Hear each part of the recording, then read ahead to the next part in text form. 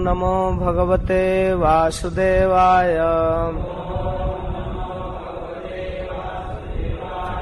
ओम नमो भगवते वासुदेवाय। ओम नमो भगवते वासुदेवाय। चतुर्थ स्कंद प्रारंभ करते हैं। तीसरे स्कंद में विदुर जी स्वयंभू मनु के विषय में प्रश्न करते हैं। स्वयंभू मनु के पुत्र और पुत्रियों के वंश परंपरा के विषय में इनकी जिज्ञासा है, विस्तार से जानना चाहते हैं, जिसमें उनकी एक पुत्री के विषय में वर्णन किए, देवहूति के विषय में, जो स्पेशल जिज्ञासा किया गया विदुर जी के द्वारा। फिर यहाँ चौथे स्कंद के प्रारंभ में स्वयंभू मनु की चर्चा करते हुए उनके अन्य संतानों की वर्णन करते। तो मैत्रेय मुनि कहते हैं, मनोस्तु शतरूपायाम त्रिशः कन्याश्च जगिरे आकुति देहूतिश्च प्रसूति इति विश्रुता। स्वयंभू मनु महाराज शतरूपा के गर्भ से प्रियव्रत रुतानपाद 2 पुत्रों के अतिरिक्त 3 पुत्रियां प्राप्त किए, जिनका नाम था आकुति, देहूति और प्रसूति। देहूति की कथा तो आप सुन चुके हैं, जो करदम जी के साथ ब्याही गई और इनकी 9 पुत्रियां हुई सुप्रसिद्ध, और भगवान कपिल देव पुत्र के रूप में आए। अब आकुति प्रथम पुत्री हैं। यद्यपि मनु महाराज को पुत्र थे प्रियव्रत और रुतानपाद, लेकिन जब आकुति का विवाह रुचि प्रजापति से करने लगे तो उस समय शतरूपा जी की इच्छा थी कि इस आकुति के गर्भ से जन्मा हुआ प्रथम संतान मुझे चाहिए। तो इस शर्त के साथ विवाह किया गया, जिसको पुत्रिका धर्म कहते हैं। पुत्रिका धर्म के अनुसार विवाह किया गया। आकुतिम रुचये प्रादाद अपि भ्रातृमतिम नृप पुत्रिका धर्ममाश्रित शतरूपानुमोदित। कभी कभी किसी को पुत्र नहीं होते हैं, केवल पुत्रियां होती हैं, तो अपने पुत्रियों के विवाह करते समय ऐसा शर्त रखा जाता है कि हम अपनी बेटी का विवाह आपके साथ कर रहे हैं, लेकिन इससे जो पहला पुत्र होगा वो मुझे दे दीजिएगा, इसको मैं गोद रख लूंगा और अपना संतान मानकर पालन करूंगा। इसको पुत्रिका धर्म कहते हैं। विवाह के पहले ही ऐसा शर्त होता है। यति मनु महाराज के पुत्र थे प्रियव्रत और रुतानपाद, लेकिन शतरूपा की इच्छा थी और मनु महाराज की भी इच्छा थी, इसलिए पुत्रिका धर्म आश्रित शतरूपानुमोदिता, पुत्रिका धर्म के अनुसार विवाह किए, जो शतरूपा के द्वारा अनुमोदित था। प्रजापति रुचि ने आकुति के गर्भ से एक पुरुष और स्त्री का जोड़ा उत्पन्न किया। पुरुष जो थे साक्षात यज्ञ पुरुष भगवान विष्णु थे, और स्त्री जो थी लक्ष्मी स्वरूपा दक्षिणा थी।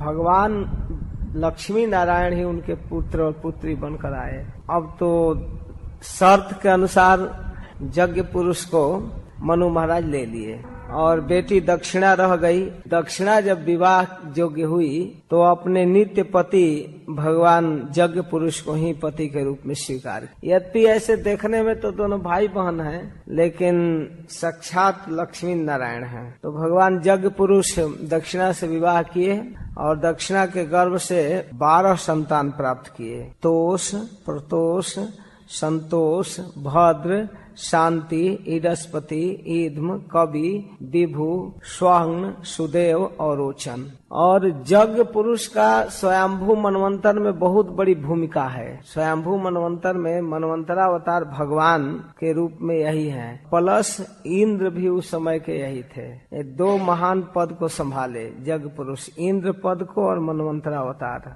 जो मनवंतर मिनिस्ट्री में, मनवंतर सरकार में 6 विभाग होता है। मनु महाराज, मनु के पुत्र, मनवंतरावतार, इंद्र के सहायक देवता और सप्तर्षिगण। तो इस 6 विभाग में 2 विभाग तो यज्ञ पुरुष संभाले, मनवंतरावतार और इंद्र पद। और संबंध में स्वयंभू मनु के पौत्र थे, बेटी के पुत्र थे। तो इनके पुत्र तुषित नामक देवता कहलाए। मनु के दूसरी कन्या देहूति का विवाह करदम के साथ हुआ, जो तीसरे स्कंद में वर्णन हो चुका है। मनु महाराज की अपनी तीसरी कन्या थी प्रसूति।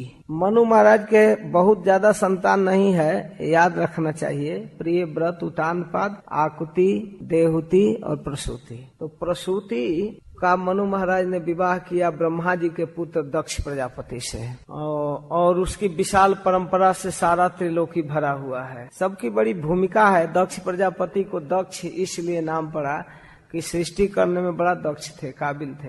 मरीचि मुनि विवाह किए थे कला के साथ, तो उनसे 2 संतान प्राप्त किए, कश्यप और पूर्णिमा, जिनके वंश परंपरा से सारा जगत भरा हुआ है। कश्यप जी दक्ष प्रजापति के 17 लड़कियों से विवाह किए, और उन्हीं की पत्नी है दीति, अदिति आदि। ये सब वर्णन आएगा आगे। पूर्णिमा के बीरज और विश्वग नामक पुत्र हुए, और देवकुल्या नामक बेटी हुई, जो बाद में गंगा के नाम से प्रसिद्ध हुई, गंगा देवकुल्या। इसके बाद अत्रि की पत्नी अनसुईया, जिनसे दत्तात्रेय, दुर्वासा और चंद्रमा पुत्र के रूप में हुए, और एक क्रमशः भगवान विष्णु, शंकर और ब्रह्मा हैं। तब विदुर जी प्रश्न करते हैं 16वें श्लोक में कि अत्रे गृहे सुरश्रेष्ठा स्थित्युत्पत्यंत हेतवः किंचित चिकीर्षयो जाता एतदाख्या ही में गुरु। हे गुरुदेव, कृपा करके यह बताइए कि जगत की उत्पत्ति, स्थिति और अंत करने वाले सर्वश्रेष्ठ तीनों देवता किस उद्देश्य से अत्रि के घर में आए, अपने अंश से अवतार लिए, ऐसा क्यों, कैसे? तो मैत्रेय मुनि कहते हैं कि ब्रह्मा जी जब अत्रि जी को आदेश दिए सृष्टि रचना के लिए, तो ये अपने सधर्मिणी के साथ तपस्या करने गए। तो ये तप करने के लिए ऋक्ष नामक कुल पर्वत पर गए, और वहाँ बड़ा ही सघन वन, अशोक, पलाश आदि का वृक्ष था। बहुत सुंदर नदी बहती थी, निर्विंध्या नामक नदी, और वहाँ पर अपने चित्त को प्राणायाम के द्वारा अपने मन बुद्धि को एकाग्र करके 100 वर्ष तक केवल हवा पीकर, सर्दी गर्मी के द्वंद्वों को सहकर, एक पैर से खड़ा होकर तपस्या किया अत्रि मुनि। प्राणायामेन संयम्य मनोवर्ष शतम मुनि, 19 श्लोक में। अतिष्ठ देख पादे न निर्द्वंदो नील भोजन, अनिल भोजन, हवा पी करके तपस्या करते रहे। और उस समय प्रार्थना करते थे, संकल्प मन में किए थे कि जो जगत की सृष्टि करते हैं, पालन करते हैं और संहार करते हैं, ओ प्रभु हमें दर्शन दें। इनकी तपस्या, इनकी साधना देकर भगवान प्रकट हुए। तीनों गुणावतार भगवान विष्णु, ब्रह्मा और शिव जी एक साथ प्रकट हो गए। तो जब भगवान को देखे अत्रि मुनि तो साष्टांग प्रणाम पृथ्वी पर लौट करके दंडवत किए। प्रणम्य दंडवत भूमा भूमौ उपतस्थे अर्हणांजलि वृष हंसा सुपर्णास्थान स्वे स्वे चिन्हिश्च चिन्हितान। तीनों अपने अलग अलग सवारी पर बैठे थे।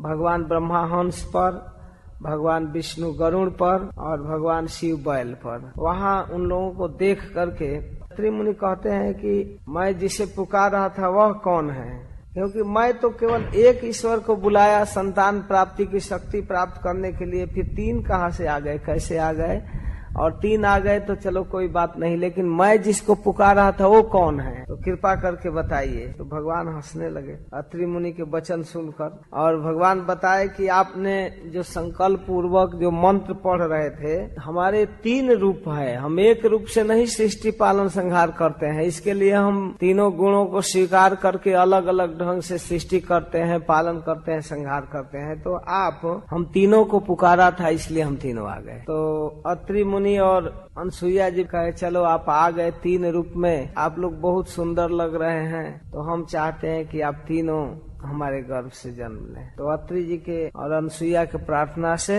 भगवान उनके पुत्र के रूप में हुए। भगवान विष्णु के अंश से दत्तात्रेय, ब्रह्मा के अंश से चंद्रमा और शिव के अंश से दुर्वासा। अंगिरा जी श्रद्धा नामक पुत्री से विवाह किए थे कर्दम जी के। तो श्रद्धा के गर्भ से इन्होंने सीनी वाली, कुहू, राका और अनुमति नामक पुत्रियां, सीनी वाली, कुहू, राका और अनुमति ये पुत्री के रूप में, और उतथ्य जी और ब्रह्मनिष्ठ बृहस्पति जी पुत्र के रूप में आए। और हविर्भु के गर्भ से पुलस्त जी ने 2 पुत्र प्राप्त किया, अगस्त और विशस्तवा। अगस्त सुप्रसिद्ध अगस्त जो समुद्र को पी गए थे। विश्रवा मुनि इडविडा से कुबेर और केशिनी से रावण, कुंभकर्ण, विभीषण का जन्म दिया। महर्षि पुलह गति से कर्म श्रेष्ठ बरियान और सहिष्णु ये 3 पुत्र उत्पन्न किए। और क्रतु जी क्रिया से 60,000 बाल खिल्यादि ऋषियों का जन्म दिया। 60,000 बाल खिल्यादि ऋषि। बाल खिल्यादि इतना छोटे छोटे होते हैं, छोटे छोटे छोटे छोटे एकदम 60,000 की एक छोटे से गड्ढा में सब लोग एक बार डूब रहे थे। क्रतु जी ने इनको जन्म दिया। अरुंधति वशिष्ठ जी की पत्नी थी, तो वशिष्ठ जी ने इनसे चित्रकेतु, सुरुचि, बिरजा, मित्र, उल्बल, वसु, भृद्यान और द्युमान 7 विशुद्ध ब्रह्मर्षियों का जन्म दिया। ये सब सप्तर्षि गण हैं। और शांति से अथर्वा मुनि ने दधीची नामक तपोनिष्ठ पुत्र को प्राप्त किया। दधीची, इनका दूसरा नाम अश्वशिरा भी था। जिस समय अश्विनी कुमार कोई विद्या पढ़ाए घोड़े के सिर से, तो इसलिए इनका एक नाम था अश्वशिरा। और ख्याति, 9वीं पुत्री ख्याति थी, जो भृगु जी के साथ विवाह हुआ। भृगु जी ने इनसे धाता विधाता नामक 2 पुत्र प्राप्त किए और श्री नामक एक पुत्री प्राप्त हुई। मेरु ऋषि की पुत्री आयाति धाता के साथ और नियति विधाता के साथ ब्याही गई। धाता आयति से मृकंड ऋषि को प्राप्त किए। यही मृकंड के पुत्र हुए मार्कंडे जी, मृकंड ऋषि के पुत्र सुप्रसिद्ध। और प्राण के वेद शिरा। और भृगु जी के एक कवि नामक पुत्र भी थे, तो कवि के पुत्र हुए उष्णा, शुक्राचार्य, बड़े प्रसिद्ध ऋषि, असुरों के गुरु। इस तरह प्रसूति का विवाह दक्ष प्रजापति से हुआ।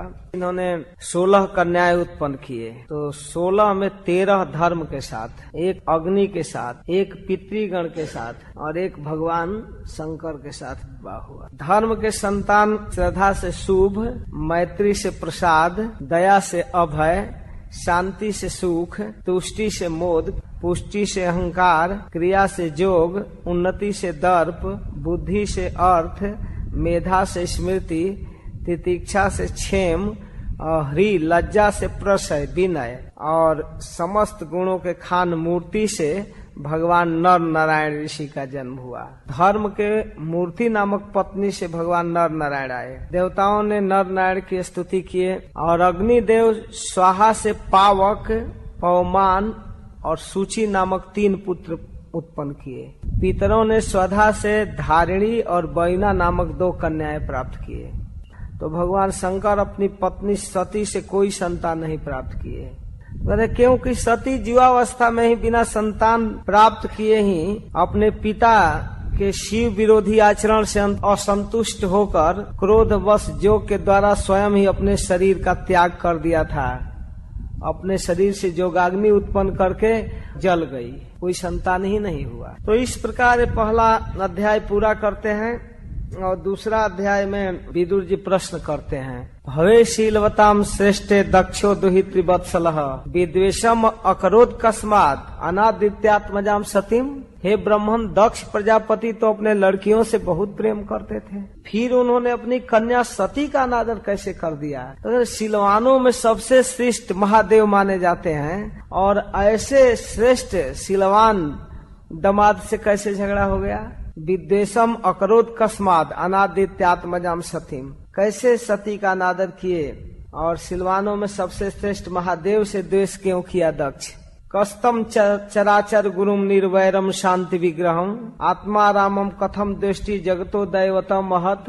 अरे महादेव जी तो चराचर के गुरु हैं, वै रहित है, शांति मूर्ति है, आत्मा राम है, जगत के परम आराध्यतम देव हैं, उनसे भला किसी का बैर? शिव जी से कैसे बैर होगा भाई? वो तो झगड़ा करने वाले हैं नहीं, सबको आशीर्वाद देते हैं, शांति देते हैं, जो जैसा चाहता है वैसा वरदान देते हैं, बड़ी जल्दी खुश हो जाते हैं। एतदाख्या ही में ब्रह्मण जमातु ससुरस्य च विद्वेषस्तु यतः प्राणन तब त्यजे दुस्त्यजान सती।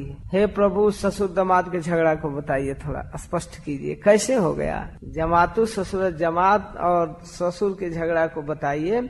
और झगड़ा भी साधारण नहीं हुआ, जिसमें बेटी अपनी दुस्त्यज प्राण की बलि दे दी सती। यह सुनने की बहुत इच्छा है, कृपा करके कहिए। फिर कथा कहते हैं कि एक बार ब्रह्मा जी दक्ष प्रजापति को प्रजापतियों का अध्यक्ष बना दिए थे। दक्ष एक बार यज्ञ करा रहे थे, बहुत बड़ा बड़ा यज्ञ, उसमें बड़े ऋषि मुनि देवता अग्नि सभी लोग जुटे हुए थे। और यज्ञ के तो जब वो यज्ञशाला में प्रवेश किए तो सारे देवता ऋषि मुनि प्रजापति सभी लोग खड़ा होकर उनका अभिवादन किया। अध्यक्ष जी आ गए तो करना ही चाहिए अभिवादन, सब लोग प्रणाम किए, लेकिन 2 व्यक्ति नहीं अपने आसन से हिले। न प्रणाम भी किए, बैठे बैठे भी प्रणाम नहीं किए, खड़ा भी नहीं हुए। वो थे भगवान ब्रह्मा और शिव। चलो ब्रह्मा जी तो पिताजी हैं, वो नहीं किए तो ठीक है, स्वाभाविक है। दक्ष ब्रह्मा जी के निकट आकर उनका पैर छूकर प्रणाम किए, प्रणाम करके और उनकी आज्ञा लेकर आसन पर बैठ गए। शिव जी प्रणाम नहीं किए थे। अब दक्ष प्रजापति को शिव जी का व्यवहार सहन नहीं हुआ। अरे कितना हूँ बढ़ जाए बेटा या दामाद तो क्या प्रणाम भी नहीं करेगा? कम से कम उठ कर खड़ा नहीं हुआ, अभिवादन नहीं किया, तो कुर्सी पर बैठे बैठे तो हाथ जोड़ देना चाहिए। हाथ भी नहीं जोड़ा तो मुंह से भी बोल देना चाहिए, कुछ नहीं कहा। अब दक्ष प्रजापति का तो अहंकार ऐसे ही बढ़ा था, वो तो अपने को अध्यक्ष मान रहा था और प्लस ससुर तो था ही, संबंध में बड़ा था ही। अब एकदम उस भरी सभा में और कहता श्रूयताम ब्रह्मर्षयो में सहदेवा सहाग्नय, यहाँ उपस्थित सभी ऋषि लोग मेरी बात सुनिए, सभी देवता लोग सुनिए। मैं ना समझी या द्वेष बस कुछ नहीं कह रहा हूँ। ऐसी नहीं कि मैं कोई क्रोध में या ना समझी में कह रहा हूँ, बल्कि शिष्टाचार की बात कहता हूँ। साधु नाम ब्रुवतो ब्रीतम ना ज्ञाना न च मत्सराद। मैं मत्सरता से या ना समझी से, बेवकूफी से कुछ नहीं बोल रहा हूँ, मैं उचित बात कहने जा रहा हूँ। अयम तु लोकपाला नाम जसोग्नो निरपत्र सद्भिराचरित पंथा जेन स्तब्धे न दूषित।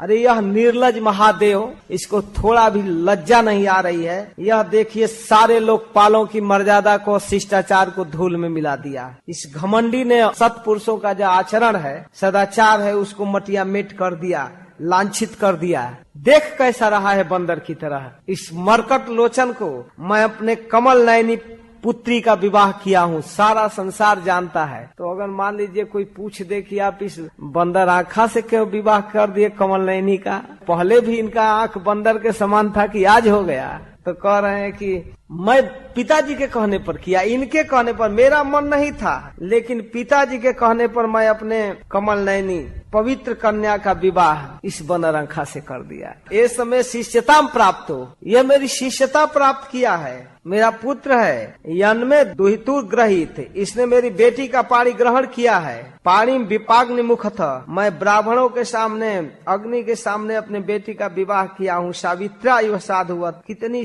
पवित्र बेटी का विवाह किया हूँ। और यह देखिए मेरे साथ कैसा व्यवहार किया है। गृहीत्वा मृग सावक्षा पाणी मरकट लोचना। अरे मैं अपने कमल नयनी बेटी का विवाह इस बंदरंखा से कर दिया, लेकिन प्रत्युत्थान नाभिवादार है वाचा प्यकृत नोचितम।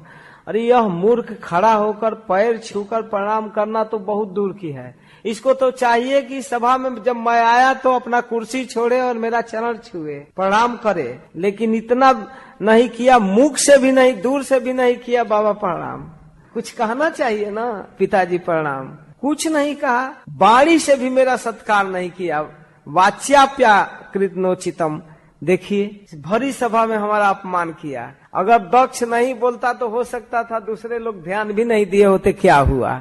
अपनी बेइज्जती अपने मुख से कर रहा है। भरी सभा में कौन केयर करता है? सब लोग खड़े हो गए, मान लीजिए शिव जी नहीं भी खड़ा हुए तो कौन ध्यान देता है कि प्रणाम किए कि नहीं किए? अब अपने मुख से बोल रहा है कि इसने ऐसा कर दिया, इसने ऐसा किया, मेरा अपमान कर दिया। अब एकदम बोलना चालू कर दिया। हाय हाय मैं क्या कहूँ। अनाधिकारी शूद्र जिसको वेद पढ़ने का अधिकार नहीं है, अगर वह वेद पढ़ ले, वैसे ही इस अनाधिकारी को मैं अपनी कन्या दे दिया। इसको मेरी कन्या लेने का अधिकार नहीं था, लेकिन क्या कहा जाए। प्रेतों के स्थान में रहता है मरघट में। दक्ष प्रजापति अपने दामाद की बेइज्जती भरी सभा में कर रहा है। यह प्रेतों के निवास स्थान में रहता है, भूत प्रेत के साथ चलता है। इसके साथ कोई भी अच्छा लोग चलते हैं? भूत प्रेत के साथ घूमता है, पूरा पागल है, एकदम नंग धड़क, कभी अपने बाल में कंघी नहीं लगाता है, इसी तरह घूमता रहता है। मूर्ख कभी हंसता है, कभी रोता है, एकदम पागल की चर। चिता भस्म कृता स्नान, कभी तो ये नदी में बढ़िया से स्नान नहीं करता, बस चिता का राख लपेट लेता है। नरमुंड पहनता है, गले में भस्म लपेट कर चलता है, हड्डियों का माला पहना है, नाम मात्र का शिव है, वास्तव में अशिव है, कल्याणकारी नहीं है, मंगल रूप है। तस्मान उन्माद नाथाय नष्ट शौचाय दुर्हृदय दत्ता बतमया साध्वी चोदिते परमेष्ठिना। अब मान लीजिए कोई पूछे कि आप इतना दोष निकाल रहे हैं, विवाह करने से पहले न सब देखना चाहिए। ब्रज में कहते हैं करके सगाई जाति पूछे जमाई थे। विवाह करने के बाद तब अपने दामाद से बबुआ कौन जात के हो? विवाह करने के बाद पूछेगी बबुआ आपका जन्म किस जाति में हुआ है? क्या उचित है? जानबूझकर बेटी का विवाह करना चाहिए ना। क्या कहूँ, मेरा मन नहीं था, मैं केवल पिताजी के ब्रह्मा जी के बहकावे में आकर इस पिशाच से विवाह कर दिया। नष्ट शौचाय दुर्हृदय, जिसका कोई आचरण नहीं, आचारहीन है और दुष्ट स्वभाव वाला है, ऐसे व्यक्ति से मैं अपनी भोली भाली बेटी का विवाह कर दिया। दत्तावत मया साध्वी, मेरी बेटी साध्वी है, सुंदर भी है और साध्वी भी है। आचोदिते परमेष्ठिना, मैं परमेष्ठी इस ब्रह्मा के कहने पर इसके बहकावा में आ गया। तो दक्ष इस प्रकार शिव जी को बुरा भला कह रहा था। शिव जी तो चुप, कुछ प्रतिकार नहीं कर रहे थे, एकदम शांत निश्चल भाव से बैठे थे। और जब कुछ नहीं बोले तो और इसका पारा गर्म हो गया। कम से कम इतना बोल रहा है तो शिव जी को कुछ बोलना चाहिए ना, तो नहीं बोलना उसको चिढ़ाने जैसा लग रहा था। शिव जी बल्कि मंद मंद मुस्कुरा रहे थे, कहते देखिए मैं इसको इतना बोल रहा हूँ और इसको आनंद आ रहा है। कोई भी आदमी जिसको होश होगा तो प्रतिकार करेगा ना कि आप ऐसे क्यों बोल रहे हैं, लेकिन चुप है तो इसका मतलब एकदम बुद्धिहीन है, पागल है। कुछ जो जिसके पास समझ हो तो वो विरोध करेगा। और क्रोध चढ़ गया इसका, एकदम पारा एकदम क्रोध में हो गया। जब शिव जी जितने चुप थे उतने वो क्रोधित होता था। दक्ष के क्रोध का पारा इतना चढ़ गया कि हाथ में जल ले लिया और भरी सभा में शिव जी को श्राप देता है। यह नीच, ये महादेव देवताओं में बड़ा है, निश्चित रूप से अधम है। अब मैं इसको श्राप देता हूँ कि यहाँ इंद्र रूपेंद्र आदि जितने देवता हैं उनके साथ देव समाज में यज्ञ में इसको भाग नहीं देना चाहिए, नहीं मिलेगा। और अध्यक्ष था ही, अब प्लस श्राप भी दे दिया, इसको यज्ञ में हिस्सा नहीं दिया जाएगा, न मिले। जितने सभासद थे जो पानी लिया श्राप देने के लिए, तो कुछ बड़े बड़े लीडर थे जो ब्रह्मर्षि ब्राह्मण, अरे आप क्या कर रहे हैं, क्या कर रहे हैं, श्राप देंगे क्या, मना कर रहे थे। निषिद्ध मानस सदस्य मुखई दक्षो गिरित्राय विशीर्ष शापम तस्मात् विनिष्क्रम्य विविध मन्यु जगाम कौरव्य निजम निकेतनम। तो जितने बड़े बड़े लोग थे सब मना करने लगे, अरे ऐसा मत कीजिए मत कीजिए, लेकिन माना नहीं, श्राप दे दिया और क्रोध में तुरंत उस सभा से निकलकर घर चला गया। अब कोई यज्ञ की कार्रवाई नहीं, बंद। क्रोध में इतना पागल था, किसी का कुछ सुना ही नहीं, घर चला गया। नंदीश्वर जी उस सभा में नहीं थे, कानाफूसी चारों तरफ चर्चा होने लगा कि दक्ष श्राप देकर शिव जी को चला गया। तमतमाए हुए आए और दक्ष और उन ब्राह्मणों को, जो दक्ष के ग्रुप के ब्राह्मण थे, उनको दुर्वचन करते हुए बड़ा भयंकर श्राप देना चालू किए। नंदीश्वर जी भी एकदम क्रोध में आ गए और कहने लगे, बोले, जो इस मरण धर्मा शरीर में अभिमान करके किसी से द्वेष करता है, भगवान शिव जो सभी प्राणियों से प्रेम करते हैं, उनसे जो द्वेष करता है, वो ऐसे भेद बुद्धि वाला मूर्ख, ऐसे दक्ष और इसके सपोर्टर तत्व ज्ञान से विमुख हो जाएं, इनको कोई भी तात्विक ज्ञान न हो। ये आत्म स्वरूप को भुला देने वाले साक्षात पशु है। ये अत्यंत स्त्री लंपट हो और इस दक्ष का मुंह बकरे के समान हो। ये ब्राह्मण लोग जो दक्ष के सपोर्ट करते हैं, ये ब्राह्मण लोग भक्षा भक्ष के विचार छोड़कर केवल पेट पालने में ही अपनी विद्या तपस्या और व्रत आदि का आश्रय लेंगे। ये धन शरीर और इंद्रियों को सुख ही सुख कर मानेंगे, इन्हीं के गुलाम होकर दुनिया में भीख मांगते रहेंगे। कितना भारी दिक्कत ब्राह्मणों के ऊपर आ गया। इस तरह इनके श्राप को जब भृगु जी सुने, अरे अरे अरे ब्राह्मणों को श्राप देने लगा। भृगु जी भी अब क्रोधित हो गए कि ब्राह्मणों को श्राप दे रहा है। कहते हैं, जो शिव भक्त है नष्ट शौचा मुदधियो जड़ा भस्म अस्थिधारिण विसंतु शिव दीक्षायाम जत्र दैवम सुरासवम। अरे मूर्ख शैव लोग, शिव के सपोर्टर, सुन लो, जो लोग इस तरह से शिव भक्त हैं, उनके अनुयायी हैं, वे सत शास्त्रों के विरुद्ध आचरण करने वाले हों, वैदिक शास्त्र का ज्ञान नहीं हो, तुम लोग पाखंडी हो जाओ, तुमको विशुद्ध भागवत धर्म का ज्ञान नहीं हो, और जो लोग शौचार विहीन मंद बुद्धि जटाराख हड्डियों को धारण करते हैं, वे शैव संप्रदाय में दीक्षित हों, ऐसे मूर्ख लोग, और सुरा रासव देवताओं के समान उनको आदरणीय हो, पियो शराब और गांजा पीते रहो। श्राप देने लगे। अब बताइए, बेचारे शिव जी के भक्तों पर भी आफत आ गया। तुम लोग धर्म की मर्यादा, वर्णाश्रमियों के रक्षक ब्राह्मणों की निंदा कर रहे हो। इससे मालूम होता है कि तुम पाखंड का आश्रय ले लिए हो, तुम वेद का ज्ञान नहीं है। भगवान विष्णु ब्राह्मणों से प्रेम करते हैं और तुम ब्राह्मणों को श्राप दे रहे हो, तो जाओ तुम पाखंडी हो जाओ। अरे सारे वेदों के मूल साक्षात भगवान विष्णु हैं, तुम ब्राह्मणों को श्राप देकर सत्पुरुषों का अपमान किया है, वेद और ब्राह्मणों की निंदा किया है। इसलिए पाखंड मार्ग में जाओ। भगवान विष्णु का अनादर किया, भृगु जी विष्णु विष्णु करने लगे। तो अब शिव जी सोचे कि अरे बाप रे, अब तो प्रसंग बढ़ रहा है, ये तो कहीं विष्णु सपोर्टर भृगु विष्णु विष्णु कर रहा है, स्वयं को हमारे भक्तों को श्राप देने लगा। आखिर विष्णु के पक्ष में बोल रहे हैं ना, ब्राह्मणों को तो श्राप दे दिए, चलो चलेगा, भिखमंगी करेंगे या जो भी करेंगे, लेकिन वैष्णवों को श्राप देगा नंदीश्वर तो बड़ा गड़बड़ हो जाएगा। इसलिए शिव जी तुरंत कुर्सी छोड़े और सभा से निकल गए। तस्यम बदत सापम भृगो स भगवान भव निष्क्राम ततः किंचित विमना युसानुग, अनुयायियों के साथ चल दिए। तो आगे मैत्रेय मुनि कहते हैं कि ये बैर भाव बहुत दिन तक चलता रहा। तीसरे अध्याय में तो एक बार दक्ष एक और बड़ा यज्ञ कर रहा था, बहुत बड़ा यज्ञ कर रहा था, और उसमें सारे देवताओं को, ऋषियों को, महात्माओं को आमंत्रित किया था। उस यज्ञोत्सव में ब्रह्मर्षि, देवर्षि, पीतर, देवता, ऋषि, मुनि सब जा रहे थे। और रास्ते में शिव जी का आश्रम पड़ता था, तो कुछ लोग वहाँ रुक कर शिव जी से मिल भी लेते थे। सबको आमंत्रित किया था दक्ष, लेकिन भगवान शिव को कोई भी इन्विटेशन नहीं भेजा। अपने दामाद को नाराज था, बेटी दामाद के पास कोई न्योता नहीं, और सारे लोग जा रहे थे। तो आकाश मार्ग से देवता आपस में चर्चा कर रहे थे यज्ञ की, बहुत बड़ा यज्ञ हो रहा है। तो दक्ष कुमारी सती भी सुन ली कि हमारे पिताजी के यहाँ यज्ञ हो रहा है। कैलाश के पास से सब जा रहे थे, गंधर्व जा रहे थे, यक्ष जा रहे थे, उनकी स्त्रियां जा रही थी, खूब सुंदर सुंदर साड़ी गहना पहनकर यज्ञ में भाग लेने जा रही हैं दूसरी स्त्रियां। तो सती जी को बड़ा अजीब लगा, तो आकर शिव जी से कहती है, हे वामदेव, मैं सुनी हूँ कि आपके ससुर यज्ञ करा रहे हैं, बहुत बड़ा यज्ञ हो रहा है, सभी देवता वहीं जा रहे हैं, ऋषि मुनि ये सब गंधर्व जा रहे हैं, यक्ष जा रहे हैं, इनकी स्त्रियां जा रही हैं सब, तो हम लोगों को भी वहाँ चलना चाहिए। तो शिव जी कहे कि नहीं, हम लोगों के पास निमंत्रण थोड़े दिए हैं, नहीं चलना चाहिए। निमंत्रण अपने माता पिता के यहाँ निमंत्रण का इंतजार थोड़े किया जाता है। और सती मनाने की कोशिश कर रही शिव जी को मनाना चाहती है, कहती है चले वहाँ माता जी से भेंट होगा, हमारे बहन लोग आई होंगी। यज्ञ जब पिताजी घर पर बड़ा यज्ञ करा रहे हैं तो सारी बहन आई होंगी, सब बहनों से भेंट होगा। 16 बहन है तो 15 बहन एक साथ जुटी होंगी, भेंट हो जाएगा। माता पिता जो भी उपहार देंगे हमको, गहना कपड़ा कुछ मिलेगा, एकदम साफ करें, उसको हमें लेना चाहिए। तस्मिन भगिन्यो मम भर्तृभि शोकई ध्रुवम गमिष्यन्ति सुहृद दिदीक्षव अहम च तस्मिन भवता भी कामये सहोपनीतम परिबर्ह मरहितुम।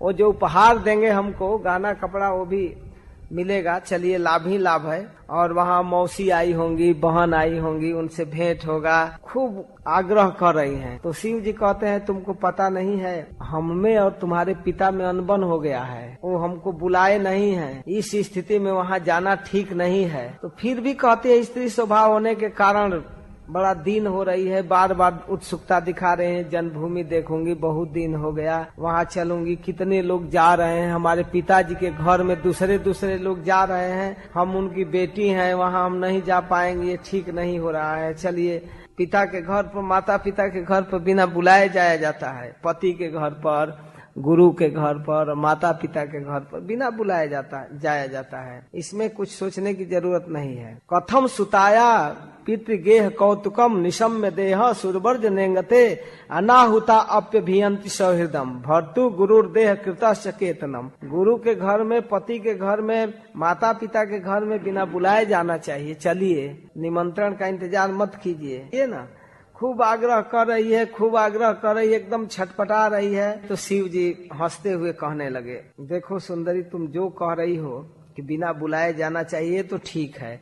तयोदितम शोभन में वो शोभने अनाहुता अप्यभियंति बंधुसु। बंधुओं के यहाँ बिना बुलाए जाना चाहिए तो बात ठीक कह रही है, लेकिन बिना बुलाए तो तब जाता है जब जाने के बाद उनको कोई दिक्कत न हो। चलो नहीं बुलाया कोई बात नहीं, लेकिन चले भी गए, प्रेम करे कहे चलो नहीं बुलाया फिर भी अपना समझ कर आ गया, तब तो ठीक है। लेकिन जब क्रोध के कारण, द्वेष के कारण दिक्कत उसको होने लगेगा, तब विद्या तपोबीत बपुर बयह कुलई शताम गुणई षड भी रसत तमे तरई स्मृतौ हतायाम भृतमान दुदिश स्तब्धा न पश्यन्ति ही धाम भूयसाम। जो विद्या, तप, धन, सुदृढ़ सुंदर शरीर, जीवावस्था और उच्च कुल, ये 6 चीज जो है, ये सत्पुरुषों में तो गुण का काम करता है। नीच पुरुषों में अवगुण हो जाता है, खतरनाक हो जाता है और उनकी विवेक शक्ति नष्ट हो जाती है। एक तो असत प्रवृत्ति का है तुम्हारा बाप और दूसरे बन गया अध्यक्ष।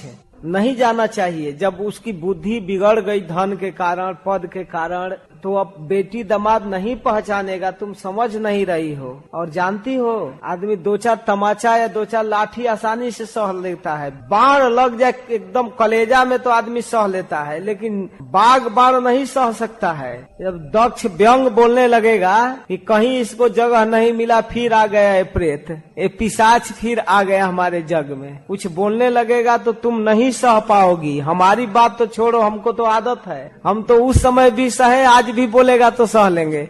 समस्या तुम्हारे लिए है, तुम नहीं सह पाओगी। जब हमारा अनादर उस समाज में तुम देखोगी ना तो नहीं सह पाओगी। स्वानम यथा बक धियाम दुरुक्ति भी दीवा निशम तप्यति मर्म ताड़ित। दिन को चैन आता है न रात को निद्रा आती है। जब बात अपने व्यक्ति का बात जब हृदय में लग जाता है तो व्यक्ति बेचैन हो जाता है। अरे इतना बोला, मुझे बोला, ऐसा बोला। बाप बाप कह रही हो, अगर मेरे साथ दुर्व्यवहार कर देगा तो उसको नहीं सह पाओगी। और तुम सोच रही हो कि बड़ा उपहार देगा, गहना कपड़ा, इतना उटपटांग शब्द बोलेगा कि बर्दाश्त नहीं कर पाओगी, सह नहीं, झेल नहीं पाओगी। और मुझसे बहुत चिढ़ता है, बहुत समझाने का कोशिश करते हैं।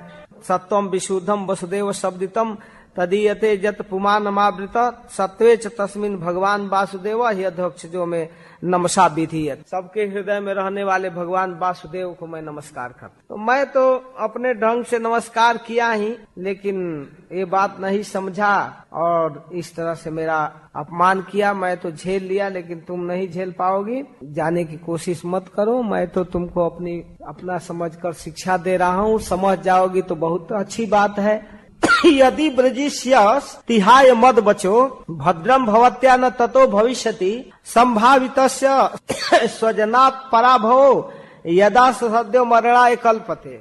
शिव जी पहले ही कह दिए, यदि तुम मेरी बात न मानकर तुम्हारे मन में आ रहा है कि जाऊंगी जाऊंगी जाऊंगी जाऊंगी, तो मैं रोकूंगा भी नहीं, और तुम जिद करोगी तो तुम्हारे लिए अच्छा नहीं होगा। क्योंकि जब किसी प्रतिष्ठित व्यक्ति का, सम्मानित व्यक्ति का अपने आत्मीय स्वजनों के द्वारा अपमान होता है तो तत्काल मृत्यु का कारण बन जाता है। व्यक्ति नहीं सह पाता है। तो व्यक्ति भले सह ले, लेकिन उसका जो प्रिय करने वाला वो अपना व्यक्ति है वो नहीं सह पाएगा। मेरा अपमान उस समाज में होगा और तुम नहीं सह पाओगी, और उसका परिणाम यह होगा कि तुम मृत्यु को प्राप्त करोगी, आत्महत्या कर लोगी, नहीं बर्दाश्त कर पाओगी। इसलिए अच्छा तो यह है कि अपने मन से निकाल दो कि हमारे पिता के यहाँ यज्ञ हो रहा है और वहाँ जाना है। लेकिन इतना कहकर भगवान शिव चुप हो गए। अब चौथे अध्याय में कहते हैं, तो कभी वो घर से निकलती थी और निकल करके देखती थी कि बहुत लोग जा रहे हैं जा रहे हैं जा रहे हैं। कुछ लोग तो शिव जी के पास आते थे, कुछ लोग आते भी नहीं थे, जा रहे थे। और फिर बाहर देखकर फिर लौट कर शिव जी के पास आती थी। हम अगर बिना पूछे चल दें तो ये नाराज हो जाएंगे। कोई निश्चय नहीं कर पा रही थी। घड़ी के पेंडुलम की तरह कभी इधर कभी उधर, कभी इधर कभी उधर, घर में आना फिर भीतर आना, बाहर आना, ऐसे चल रही थी। अपने स्वजनों से, अपने परिवार वालों से मिलने की छटपटाहट खूब थी उनके मन में। अब चले जाएंगे तो मिलेंगे, क्या कहें, स्नेह बस इनके आंख में आंसू भर गया। व्याकुल हो गई, रोने लगी सती, शरीर थर थर कांपने लगा। लग रहा था कि भगवान शिव को क्रोध से जला देगी एकदम। इतना रोषपूर्ण दृष्टि से शिव जी को देख रही थी। लेकिन शिव जी तो समझ रहे थे कि परिणाम क्या होने वाला है। लंबी लंबी सांस ले रही थी और शिव जी के देखते देखते चल दिए। अब मानी नहीं, एकदम बर्दाश्त नहीं कर पाई, चल दी सती। बड़ी फुर्ती से अकेले निकल दी, एकदम बिना सवारी के, बिना कार, बिना गाड़ी के चल दी पैदल। अब तो भगवान शिव के गण लोग बताए कि चल दी। अच्छा, तब कहे कि ठीक है। नंदीश्वर जी को, सती जी को बैल पर सवार कराया गया और कहे कि उसका गहना कपड़ा, बक्सा उक्सा ले लो, सारा सामान ले लो। ताम सारिका कंदुक दर प्रणाम्बुज श्वेतात पत्रव्य व्यजना सृगादि भी गीता यनई दुंदुभीर शंख वेणु भी विषेन्द्र मारोप विटंकिता ययु। और जाकर नंदीश्वर जी वहाँ पहुँचा दिए। यज्ञ में पहुँचा कर वो लौट गए। यज्ञशाला में पहुँच गई, वहाँ चारों तरफ वेद ध्वनि हो रहा है, ब्राह्मण लोग मंत्र उच्चारण कर रहे हैं, सारे ब्रह्मर्षि बैठे हैं, देवता लोग बैठे हैं, अलग अलग लोगों का स्थान बना हुआ है, सुंदर ऊंचा ऊंचा आसन है सबको। लेकिन जब सती पहुंची तो माता जी तो बड़ा प्रेम से मिली, बेटी आ गई, तुम्हारे यहाँ तो निमंत्रण भी नहीं दिया गया, एकदम मिली। अब बहनें भी प्रेम से मिली, लेकिन पिताजी तो सती को देखकर एकदम अरे कैसे आ गई, क्रोध में देख रहा है दक्ष। पिता के द्वारा सती की अवहेलना हुई। पिताजी का मूड देखकर जितने जग में वहाँ उपस्थित परिचित लोग थे, ऋषि लोग, देवता लोग, कोई नहीं बोला सती से। केवल बोलने वाली माँ बोली और बहन, बस। वहाँ जितने उपस्थित थे, बहन के अलावा और माता के अलावा किसी भी मनुष्य ने उनका कुछ भी आदर सत्कार नहीं किया। केवल बहन लोग बोली, वे गदगद होकर मिली, गले से लगी। तो बहन लोग कुशल मंगल पूछती है, मौसी जी लोग भी पूछ लेती हैं, वो भी हैं। मौसी कहती हैं कि बेटी आ गई तो बहुत अच्छा हुआ, चलो कुछ खा लो, पी लो, स्नान करो। उपहार देना चाहती है, भोजन देना चाहती है, लेकिन सती को तो पहुँचते ही पारा ऊपर हो गया। देख रही है बहन कुशल मंगल पूछ रही, वार्तालाप, माता मौसी सब सम्मान दे रही, सुंदर आसन आदि दे रही, लेकिन स्वीकार नहीं की। पिता आदर नहीं किया है, पिता नहीं बोला है, और पिता के जितने फॉलोअर्स हैं कोई नहीं बोल रहा है। तो अब देखी कि इस प्रकार अनादर हुआ है, तो सोची कि चलो हमारा अनादर कर दिया तो शिव जी के लिए तो जगह होना चाहिए, वो भले नहीं आए। देवताओं के लिए ब्रह्मा जी का सीट है, इंद्र का सीट है, सबकी कुर्सियां लगी हुई हैं। तो घूम घूम कर जग में देख रही हैं, भगवान शिव जी के लिए कहीं आसन नहीं। तो देखी कि पिता दक्ष के द्वारा बहुत बड़ा अपमान हुआ है। तो सती को इतना क्रोध हुआ कि मानो संपूर्ण लोक को जलाकर भस्म कर देगी, इतना क्रोध हो गया। कुछ गण लोग थे शिव जी के सती के पास, वे लोग भी देख रहे थे। सब लोगों को सुनाकर पिता की निंदा करते हुए सती उसी हरि सभा में बोलने लगी कि भगवान शिव से बढ़कर इस संसार में कोई नहीं है, ये सभी देहधारियों के प्रिय हैं, आत्मा है, उनका न कोई प्रिय है न प्रिय है, सभी प्राणियों से प्रेम करते हैं, किसी से बैर नहीं करते। यहाँ आपके सिवा ऐसा कौन है जो उनका विरोध कर सके? पिताजी से करे, हे पिताजी, आपके अलावा हमारे पति शिव जी से कोई विरोध नहीं कर सकता। और ब्राह्मणों से फिर कहती है, हे ब्राह्मणों, हे द्विजवरों, आप कैसे भगवान शिव का अनादर कर रहे हैं? आप लोग तो दूसरों के गुणों में भी दोष देख रहे हैं, ऐसा साधु पुरुष नहीं करते, अच्छे लोग ऐसा नहीं करते हैं। बड़े खेद की विषय है कि आप ऐसे भगवान शिव जैसे महापुरुष पर दोषारोपण किए। जो दुष्ट मनुष्य इस सौरूप जड़ शरीर को आत्मा मानता है और ईर्ष्यावश महापुरुषों की निंदा करता है, तो यह कोई आश्चर्य नहीं है, क्योंकि महापुरुष तो इनकी चेष्टा पर कोई ध्यान नहीं देते हैं, लेकिन इनके अपराध से वह नष्ट हो जाता है। महापुरुष कोमल हृदय के होते हैं, वो असत पुरुषों के द्वारा किए गए अपमान को सह लेते हैं और क्षमा भी कर देते हैं। लेकिन महत पुरुषों के चरणों में जो पवित्रता है, क्षमा करने की क्षमता है, वो नहीं क्षमा कर पाता है, चरण रज क्षमा नहीं करता है। इसलिए इस तरह से महापुरुषों की निंदा रूप जघन्य अपराध तुम लोग कर रहे हो। भगवान शिव का जो ये नाम है, अगर किसी के मुख से केवल उच्चारण हो जाए शिव, तो तत्काल उसका पाप नष्ट हो जाता है। और ऐसे शिव को इस प्रकार द्वेष करने वाला व्यक्ति निश्चित रूप से अमंगल रूप है। सती यहाँ तक कह रही है कि हाय हाय, मैं अपने इस दक्ष से उत्पन्न अपने शरीर को कैसे धारण कर पाऊंगी। शास्त्र का विधान है कि अगर निरंकुश लोग धर्म की मर्यादा की रक्षा करने वाले अपने पूजनीय स्वामी की निंदा करें, तो अपने में उसे दंड देने की शक्ति अगर नहीं है तो कान बंद करके वहां से चला जाना चाहिए। और यदि शक्ति है तो उसको पकड़ करके बकवाद करने वाली उसकी जिह्वा को काट लेना चाहिए। अगर दोनों नहीं हो रहा है तो आत्महत्या कर लेना चाहिए। कर्णौ पिधाय निर्याद्य कल्प ईशे धर्मा वितर्य श्रेणिभिर निभिरस्य माने छिंदा प्रसह्य रुसतिम अस्तिम प्रभुश्चे जिह्वाम असुन्नपि ततो विसिजेत सधर्म।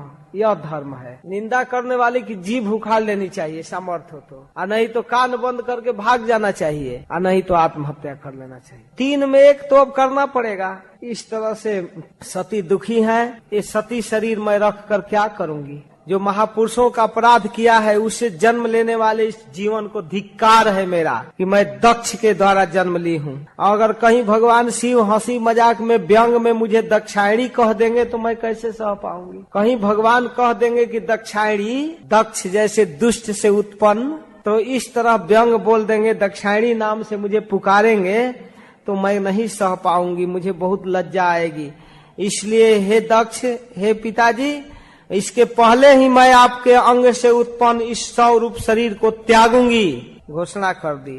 तुम्हारे अंग से उत्पन्न इस शरीर को मैं नहीं धारण कर पाऊंगी, मैं इसको त्यागूंगी। इस तरह कह करके वो तुरंत बैठ गई वहीं दक्ष के देखते देखते और उस यज्ञ में ब्राह्मणों को देखते देखते, और भूमि पर बैठकर मौन व्रत धारण कर ली और आचमन करके पीले वस्त्र को ओढ़कर आंख मूंद कर शरीर त्याग करने के लिए योग मार्ग का अवलंबन ली। आसन को स्थित करके प्राणायाम द्वारा अपने मन बुद्धि इंद्रियों को एक रूप करके अपने पति जगत गुरु भगवान शिव के चरणों का स्मरण करते हुए, चिंतन करते हुए अपने आप को एकदम भुलवा दी कि मैं कहाँ हूँ और मैं दक्ष कन्या हूँ। इस अभिमान को त्याग करके मुक्त हो गई और तुरंत ही अपने शरीर में जोगाग्नि उत्पन्न करा दी, आग उत्पन्न हुई और देखते देखते सब लोगों के सामने उस जग मंडप में ही सती शरीर छोड़ दी, जल कर एकदम भस्म हो गई। और उपस्थित जितने लोग थे सती के देह त्याग को देखे सब लोग हाय हाय हाय हाय करने लगे, एकदम कोलाहल मच गया। तत्पश्यताम खे भुविचाद्भुतम महद हा हे तिवाद सुमहान जायत हंत प्रिया दैवत मत्स्य देवी जहान वसुन के न सती प्रकोपिता। इस तरह से चारों ओर हाहाकार मच गया, हाय हाय हाय हाय, सती प्राण त्याग दी। पृथ्वी तल पर सब जगह फैल गया, सब लोग दक्ष के दुर्व्यवहार की निंदा करने लगे। महादेव की प्रिया सती देह त्याग दी, ये संवाद चारों ओर फैल गया, सारे लोक में संवाद फैल गया। उस समय जो शिव के परिकर कुछ 2-4 वहाँ उपस्थित थे, इनके अद्भुत प्राण त्याग को देखकर अस्त्र लेकर दक्ष को मारने के लिए दौड़े, लेकिन उनके आक्रमण को वेग को भृगु जी रोक दिए। अपहतम रक्ष मंत्र उच्चारण करते हुए दक्षिणाग्नि में आहुति दी और बेचारे 2-4 लोग शिवगण कुछ नहीं कर पाए, इधर उधर करके बेचारे भाग गए। 5वें अध्याय में भगवान शिव को संवाद मिलता है। देवर्षि नारद जाकर बतलाते हैं, आप देवर्षि नारद कहे अपने पिता दक्ष से अपमानित होकर जोगाग्नि के द्वारा अपना शरीर त्याग दी और वहाँ आपके पार्षदों को रिभुओं ने मारकर भगा दिया। अपनी प्रिया का इस तरह से मृत्यु सुनकर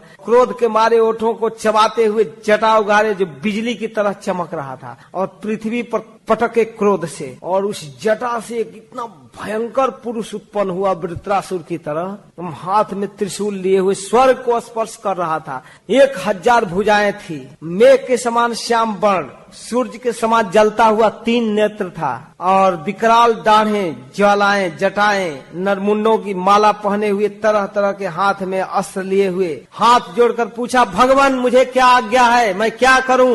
भगवान भूतनाथ ने कहा, अरे वीरभद्र, तुम मेरा अंश है, मेरे पार्षदों के अधिनायक बनकर जाओ और उस दक्ष के यज्ञ को नष्ट करो। अब तो केवल आज्ञा पाना था, लिया त्रिशूल और वीरभद्र दौड़ा चला बड़ा भयंकर रूप से एकदम। जगशाला में बैठे हुए जितने ऋत्विज, जजमान, सदस्य, ब्राह्मण, ब्राह्मणियों सब लोग देखने लगे कि उधर से उत्तर दिशा की ओर धूल कैसे उड़ रहा है। कैलाश से दौड़े तो अब उत्तर तरफ से धूल उड़ता हुआ आ रहा है।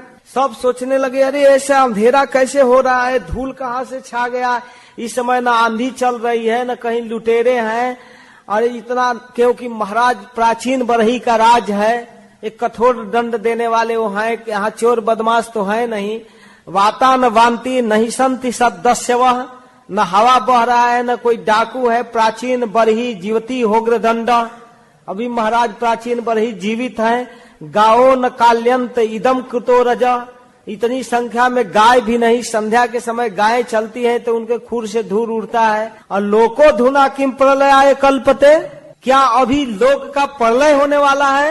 ये क्या हो रहा है? इस प्रकार क्या हो गया संसार में? प्रलय का समय तो नहीं आ गया। दक्ष पत्नी प्रसूति और सारी स्त्रियां व्याकुल हो रही हैं। सब सोच रही है कि निश्चित रूप से भगवान शिव का ये अपराध किया है, इसी का कोई फल है।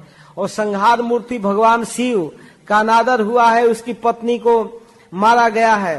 अब तो निश्चित रूप से जैसे प्रलय काल में भगवान शिव अपने जटाओं को बिखेर कर त्रिशूल लेकर तांडव नृत्य करते हैं और अपना तीसरा नेत्र खोलते हैं, सारा जगत चट चट चट चट जलकर भस्म हो जाता है। तो कहीं शिव जी का वो असह्य क्रोध तो उत्पन्न नहीं हो गया, अब सब सोच रहे हैं क्या हो रहा है, क्या हो रहा है। जो लोग दक्ष के यज्ञ में बैठे थे भय के मारे एक दूसरे को देख रहे हैं क्या हो रहा है, क्या हो रहा है। उसी समय दौड़कर शिव के सेवक आए और पूरा यज्ञ मंडप को घेर लिए। कोई हजारों हजारों हथियार लिया है तो कोई बिल्कुल बौना है, कोई भूरे रंग का, कोई काले रंग का, कोई मगरमच्छ के समान विशाल पेट है, कोई हाथी के समान है, कोई किसी का ठोड़ी नहीं है, किसी के केवल सिर है। और इतना विविध प्रकार के शिव के गण चल रहे हैं। जा करके लगे तोड़ने सारे जगमंडप को, सारे खंभों को, पिलर को तोड़ने, सारे पत्नीशाला को नष्ट करना, हवन कुंड को तोड़ना, सब पेशाब करना, जगमंडप में पाकशाला को नहस तहस नहस जहां तहां तोड़ फोड़, सारे अग्नि कुंड को बुझा दिए पेशाब करके। एकदम विचित्र वर्णन है। इस तरह से सारे वेदी को तोड़ दिए, कहीं सारे मुनियों को तंग करने लगे, स्त्रियों को धमकाने डराने लगे और पकड़ पकड़ कर भागते हुए देवताओं को पकड़ने लगे और तोड़ने लगे सबको, जो लोग यज्ञ में भाग लिए थे। और भृगु ऋषि को पकड़ लिए, बांध लिए और प्रजापति दक्ष को कैद कर लिए। यह भृगु, इसकी दाढ़ी नोच लो। भृगु की दाढ़ी नोच ली गई और पूषा एक देवता था, वो बड़ा हंस रहा था उस समय, उसका दांत तोड़ दिए। हंसते समय जो दांत दिख रहा था। सारे ऋत्वी सदस्य जहां तहां भाग रहे हैं, भाग नहीं पाते हैं। शिव जी के गढ़ पकड़ लिए, किसी का आंख निकाल लिए, किसी के दांत तोड़ दिए। तेज तलवार से दक्ष का सिर काट रहे हैं, लेकिन वो सिर कट ही नहीं रहा था। बड़ा दिक्कत हो गया, बहुत कोशिश किए लेकिन सिर नहीं कट रहा, धड़ से अलग नहीं हो रहा था। तो जब किसी प्रकार किसी अस्त्र से दक्ष की त्वचा कट ही नहीं रही थी, तब वीरभद्र को बड़ा आश्चर्य हुआ। देर तक विचार किया तो कहा कि अरे जग में सब दीक्षित है, जग पशु को काटने के लिए जो हथियार है वही इसको काट सकता है। तो जग पशुओं को जो काटा जाता है उस हथियार को लिए और दक्ष रूप जजमान रूप पशु का सिर धड़ से अलग कर दिए। और यह देखकर भूत प्रेत पिशाच आदि उनके वाह वाह वीरभद्र जी खूब प्रसन्न हुए और उसको लेकर के दक्ष के सिर को दक्षिणाग्नि में डालकर जला दिए और फिर कैलाश पर्वत पर लौट गए। सारा जग तहस नहस, दक्ष जी भी साफ। अब तो चारों तरफ हाहाकार मचा, सारे ब्राह्मण समाज में, देव समाज में क्या हुआ क्या हुआ। प्रजापतियों के अध्यक्ष साहब ही मारे गए। अब क्या होगा, सब जगह हाहाकार सुनाई दिया। ब्रह्मा जी के पास लोग पहुंचे और सारा वृतांत कह सुनाए। सारी बात जब देवताओं ने सुनाया तो कहे देखो, ये समर्थ पुरुष से द्वेष करने का यही रिजल्ट होता है। साधु अवज्ञा कर फल ऐसा, जरे नगर अनाथ कर जैसा। साधु पुरुष की अवज्ञा करने से यही होता है, किसी का भला नहीं हो सकता। जो समर्थ तेजस्वी पुरुष से द्वेष करता है उसका रिजल्ट यही है जो हुआ है। चलो शिव जी के पास चलते हैं, तो उनसे क्षमा मांगो, प्रसन्न हो जाएंगे तो कुछ होगा। ऐसी अवस्था में सब ब्रह्मा जी के साथ चले कैलाश पर्वत पर। उनके यात्रा का वर्णन है और कैलाश के सौंदर्य का वर्णन मैत्रेय मुनि करते हैं। बड़ा सुंदर कैलाश शिव जी का प्रिय धाम है। सभी प्रकार के वृक्ष, औषधियां और झुंड के झुंड जंगली जानवर वहां चरते थे। कहीं किसी में राग द्वेष नहीं था। एक ही घाट पर सिंह और हरिण भी रहते थे, सब विहार करते थे। शिव जी का विचित्र दरबार है, विषमता में समता चलता है। शिव जी के सवारी है नंदी बैल और सती का सवारी है सिंह, बैल को खाने वाला, लेकिन एक साथ रहते हैं। शिव जी के गला में सर्प है और उनके बेटा का सवारी चूहा है, सांप खा सकता है चूहा को। और एक बेटा कार्तिकेय का सवारी मयूर है जो सांप को खा सकता है। विषमता में समता शिव जी के दरबार है, जहाँ पर कहीं कोई विषम बुद्धि नहीं है। खूब सुंदर वर्णन है। गहरी कंदरा, ऊंचे शिखर, वहाँ उस पर्वत पर अपने प्रियतमों के साथ विहार करते हुए सिद्ध पत्नियों का क्रीड़ा स्थल, मोरों का शोर, भ्रमरों का गुंजार, कोयलों का कुहू ध्वनि, पक्षियों का कलरव, बड़ा सुंदर कैलाश लग रहा है। बहुत सुंदर कैलाश पर्वत है। वहाँ मंदार, पारिजात, सरल, तमाल, कचनार, आसन, अर्जुन के वृक्ष बड़ा सुहावने हैं, बड़ी सुंदर लग रहे हैं। आम, कदम, नीप, नाग, पुन्नाग, चंपा, गुलाब, अशोक, मौलश्री, कुंद, कुर्बक, शतपत्र, कमल, इलायची, मालती, बड़ी सुंदर सुंदर वृक्ष हैं कैलाश के घाटियों में। तरह तरह के कटहर, गुलर, पीलर, पाकर, बड़, भोज वृक्ष, सुपारी, रागपूज, जामुन, खजूर, अमरा, आम, पियाल, महुआ, तरह तरह के वृक्ष हैं। सब वर्णन कर रहे हैं श्लोकों में, खूब सुंदर। चूतई, कदम्पई, नीपई, नाग, पुन्नाग, चंपकई, पाट, ला शोक बकुलई कुंडई कुर बकई रपी, बहुत सुंदर वृक्षों का वर्णन है।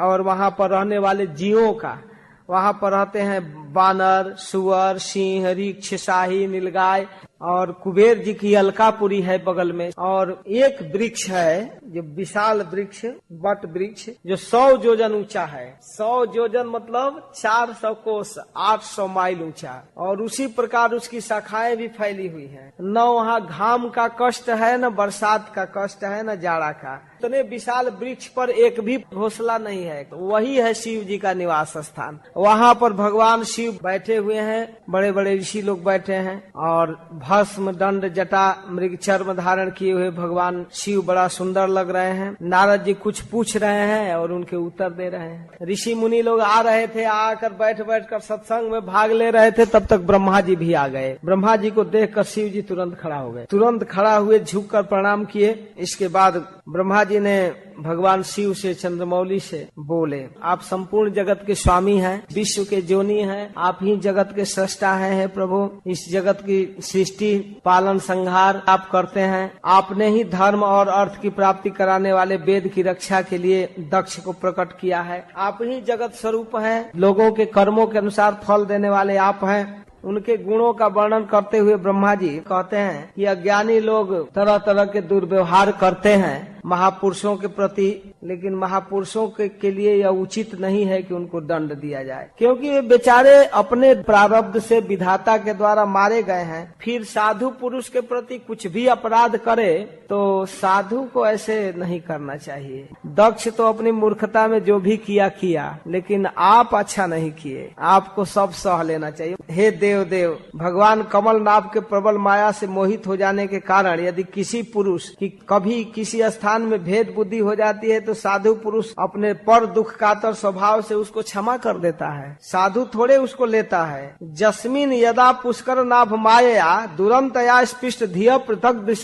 कुर्वन्ति तत्र हेनुकंपया कृपाम न साधो दयो बलात्कृते क्रमम। अगर कोई बेचारा दुर्बुद्धि कुछ गलती ही कर दे तो भगवान विष्णु के भक्तों को उसका बदला नहीं लेना चाहिए, प्रयत्न करना चाहिए, रोकना चाहिए। लेकिन आप इस तरह से किए। भवांस्तु पुंसम परमस्य माया दुरंतया पृष्ठमति समस्त दिक तया हतात्म स्वनुकर्म चेत स्वनुग्रहम कर तुमिहार हसी प्रभु। हे प्रभु, आप सर्वज्ञ हैं। परम पुरुष भगवान की दुस्तर माया से आपकी बुद्धि कभी मोहित नहीं होती है। अतः जिनका चित्त कर्म मार्ग में आसक्त है, उसके द्वारा कुछ अपराध भी बन जाए तो उस पर आपको कृपा ही करनी चाहिए। फिर दक्ष के दुर्बुद्धि याचक जग भाग नहीं दिए तो इससे क्या हो गया। अब आप संपूर्ण जग का पुनरुद्धार कीजिए, फिर से पूरा कीजिए। हे प्रभु, ऐसा कीजिए जिससे जजमान जीवित हो जाए और भग देवता का नेत्र मिल जाए, आंख निकाल कर फेंक दिए आपके गण लोग, और भृगु का दाढ़ी मुछ फिर आ जाना चाहिए, पूषा का पहले जैसे दांत आ जाना चाहिए। हे रुद्रदेव,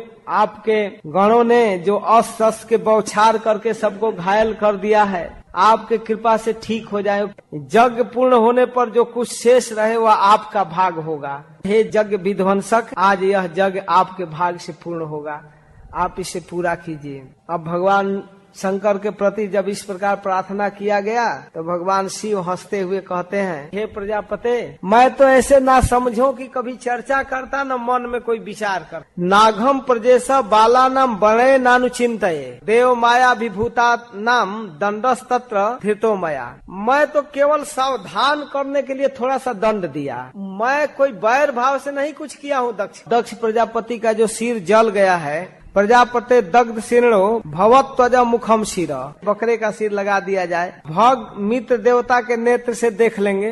अब पूषा का दांत टूट गया तो कोई बात नहीं, अब वो कोई कड़ा अनाज नहीं खाएंगे, आटा आदि पी लेंगे उनको उसी तरह कान दे दिया जाएगा, जजमान के दांत से खा लेंगे। और देवताओं का जो अंग प्रत्यंग जो कुछ मारपीट हुआ है किसी का कहीं, तो वो सब ठीक हो जाएगा। याज्ञिकों की जिसकी जांग टूट गई, भुजाएं टूट गई, अश्विनी कुमार उनको ठीक कर देंगे। और भृगु जी की दाढ़ी जो नोच ली गई हो, बकरे का दाढ़ी उनको जोड़ दिया जाए पुरोहित और जजमान दोनों को बकरे से ही संबंध किया गया, एक को दाढ़ी बकरे का और जजमान का सिर ही बकरे का बना दिया गया। तो इस प्रकार भगवान शंकर के वचन सुनकर सब लोग प्रसन्न हो गए, धन्य है, सब लोग प्रशंसा किए। अब ब्रह्मा जी कहते हैं कि यहाँ से तो जो कुछ अब व्यवस्था दिए, लेकिन अब यज्ञशाला में चलिए और वहाँ चल करके यज्ञ को भी पूरा कीजिए। फिर ब्रह्मा जी साथ लेकर शिव जी को गए। शिव जी भी पहुँचे और वहाँ दक्ष की धड़ को यज्ञ पशु के सिर से जोड़ दिया गया। बकरा का सिर के साथ दक्ष जगा। तुरंत दक्ष को भान होने लगा कि मैं भगवान शिव के प्रति अपराध किया। तो शंकर द्रोह की कालिमा से उसके हृदय जो कलुषित था वह स्वच्छ हो गया और महादेव की स्तुति करने लगा और अपने दुर्व्यवहार से बेटी सती के मरण का स्मरण होने लगा और बड़ी स्नेह के साथ और भगवान शिव के प्रति उत्कंठा से उनके आंखों में आंसू गिरने लगा और बड़ी विशुद्ध भाव से भगवान शिव की स्तुति किया है दक्ष। उसका वर्णन कहते हैं कि हे भगवान, मैंने आपका अपराध किया, अब होश आया। कभी कभी दुष्ट लोग समझाने से नहीं समझते हैं, बिना पीटे बिना मारे नहीं समझते हैं। हनुमान जी लंका में जा रहे थे तो एक लंकिनी थी, वो कहने लगी, हनुमान जी देखिए मैं यहाँ किसी को जाने नहीं देती, यहाँ पर जाने वाले जो भी आते हैं लंका में मैं यहाँ गेट पर रहती हूँ और उसको भोजन करती हूँ, लोग तो मेरा आहार है, आपको भी नाश्ता करूंगी, जाने का तो कोई सवाल नहीं। तो कहे कि देखो भाई हमको कुछ विशेष काम से जाना है। कहने लगी कि लंका में जाने वाले जितने चोर हैं ना उनका मैं भोजन करती हूँ, कोई लंका में चोर नहीं प्रवेश कर सकता। अच्छा, लंका में चोर जो जाते हैं उसको तुम खा जाती हो? तो हाँ, खींच करके एक तमाचा हनुमान जी मारे, करे अरे लंकिनी, वो चोर जो दूसरे की पत्नी को चुरा कर इसी लंका में प्रवेश किया उसको कैसे छोड़ दी? खींच कर एक तमाचा। दूसरे के पत्नी को लेकर जब जा रहा था तो उसको क्यों नहीं नाश्ता की? खींच कर जब तमाचा मारी तब कहती है, तात स्वर्ग अपवर्ग सुख धरिए तुलाई का अंग, तुले न ताही सकल मिली जो सुख लो सत्संग। तब उसको होश हुआ और कहती है कि हे तात, आज मैं साधु संघ की महिमा समझी, तमाचा लगने पर। तब कहती है कि वास्तव में आप साधु पुरुष हैं, मुझको होश हो गया, आप अपना आपका काम सिद्ध होगा, आप जाइए। रास्ता दे दी और सत्संग की महिमा गाने लगी कि सारे स्वर्गीय सुखों को एक तराजू पर रखा जाए और साधु संघ के एक क्षण के साधु संघ को तो तुले न ताही सकल मिली जो सुख लो सत्संग। और प्रार्थना करने लगी, आपको कोई रोक नहीं सकता, मुझे ऐसा वरदान मिला था कि जो आएगा खा जाऊंगी और जो मुझे पराजित कर देगा, धरती में गिरा देगा मारकर, वो निश्चित लंका पर विजय प्राप्त करेगा। तो जाओ ये वीर हनुमान, तुम्हारी सफलता मिलेगी। अब निश्चित है कि रावण के जाने का टाइम हो गया। सारी घोषणा कर दी और उनको छुट्टी दे दी और सत्संग की महिमा गाने लगी। तो दुष्ट प्रवृत्ति के लोगों को ऐसे ज्ञान नहीं होता है। जब दंड मिला है दक्ष को तो प्रार्थना करता है, कह रहा है कि अनुग्रह किए हैं प्रभु आप, और भगवान तो आचारहीन नाम मात्र के ब्राह्मणों की उपेक्षा भी नहीं करते। हम लोग तो ऐसे यज्ञ कर रहे हैं, भगवान श्री हरि भक्तों से ब्राह्मणों से प्रेम करते हैं। जैसे चरवाहा लाठी लेकर गौओं की रक्षा करता है, वैसे आप सारे विपत्तियों से हम ब्राह्मणों की रक्षा करते हैं। मैं आपके तत्व को नहीं जानता, इसलिए भरी सभा में बागबाणों से आपको बेधा। पहले दामाद समझकर इतना बोल रहे थे, अब भगवान समझकर स्तुति कर रहे हैं। तमाचा लगा तब पता चला कि हमारा दामाद भगवान है। जब सिर कटा तब, हे पूज्यतम, मैं तो आप जैसे पूज्यतम महानुभावों के अपराध के कारण नरक आदि लोकों में गिरने वाला हूँ। आप कृपा करके मुझे उबार लिए, मुझ में कोई गुण नहीं है। हे प्रभु, मैं कैसे आपकी स्तुति करूं? बहुत प्रार्थना किया तो भगवान आशुतोष प्रसन्न हो गए। ब्राह्मण पंडित सबको ठीक ठाक करके कहे कि भाई आप लोग यज्ञ कीजिए। यज्ञ से जो अधूरापन था वो पूरा किया गया और इसके बाद उस यज्ञ में भगवान पधारे, स्वयं भगवान। तो भगवान जब प्रकट हुए उनके रूप का वर्णन करते हैं। बड़ा सुंदर रूप था, बड़ी सुंदर कांति, यज्ञशाला एकदम जगमगा गया। भगवान 8 भुजाओं से युक्त थे। भगवान भी विचित्र है, कभी खूब सुंदर द्विभुज, कभी चतुर्भुज, कभी अष्टभुज, कभी सहस्त्रभुज, विराट रूप, बड़ी सुंदर रूप था। कुंडल धारण किए हुए थे, सुंदर अलकावली थे और मुख कमल पर भौरों के गुंजायमान आभूषण धारण किए थे। भक्तों की रक्षा के लिए भगवान 8 भुजाओं में शंख, चक्र, पद्म, बाण, धनुष, गदा, खड़ग ढाल लिए हुए आयुधों के साथ खड़े थे। बहुत सुंदर भगवान लग रहे थे, पीताम्बर धारण किए हुए, और पार्षद लोग उनको पंखे चावल डुला रहे। तो भगवान पधारे हैं, इनको देख करके इंद्र, ब्रह्मा, महादेव, ऋषिगण सब लोग खड़ा होकर प्रणाम किए। हाथ जोड़ करके भगवान के सामने सब लोगों ने भगवान के स्तुति करते हैं। सबसे पहले दक्ष प्रजापति भगवान के चरणों में प्रणाम करके बड़े विनीत भाव से कहते हैं कि हे प्रभु, हे भगवान, अपने स्वरूप में आप बुद्धि की जागृति संपूर्ण अवस्थाओं से रहित, शुद्ध, चिन्मय, भेद रहित हैं। आप माया का तिरस्कार करके स्वतंत्र रूप से विराजमान रहते। आपकी माया सबके ऊपर हावी है, लेकिन आप मायापति हैं। सारे लोग माया से मोहित थे। शिव ब्रह्मा को मोही को है बपुरान, असजिए जानी भजही मुनि मायापति भगवान। सबको मोहित कर देती है आपकी माया, आप मायापति हैं। ऋत्विज लोग कहते हैं कि हे प्रभु, रुद्र के प्रधान अनुचर नंदीश्वर के शाप के कारण हमारी बुद्धि कर्मकांड में फंसी हुई है। हम क्या कहें, आपके तत्व को नहीं जान पाते हैं। धर्म प्रवृत्ति के प्रयोजक, वेदत्रयी के प्रतिपादक, जग को हम आपका स्वरूप मान रहे हैं। सदस्य लोग कह रहे हैं कि हे प्रभु, अज्ञानी जीव कामनाओं से पीड़ित होकर मृग तृष्णा के समान देह गेह का बोझ ढोता है। हम आपके चरणों के शरण में आए हैं, हमें उबारिए। और रुद्र कहते हैं, हे वरदायक प्रभु, आपके उत्तम चरण सकाम पुरुषों के पुरुषार्थ को प्राप्त कराने वाला है। संपूर्ण पुरुषार्थ को प्राप्त कराता है आपका चरण कमल। किसी भी वस्तु की जिसे कामना नहीं है, ऐसे मुनि जन भी आपके चरणों की उपासना करते हैं। आपके परम अनुग्रह से मैं इनके कहने सुनने का कोई विचार नहीं करता। भृगु जी उनके चरणों में स्तुति करते हैं। आप अपने शरणागत भक्तों के रक्षक हैं, सुहृद हैं।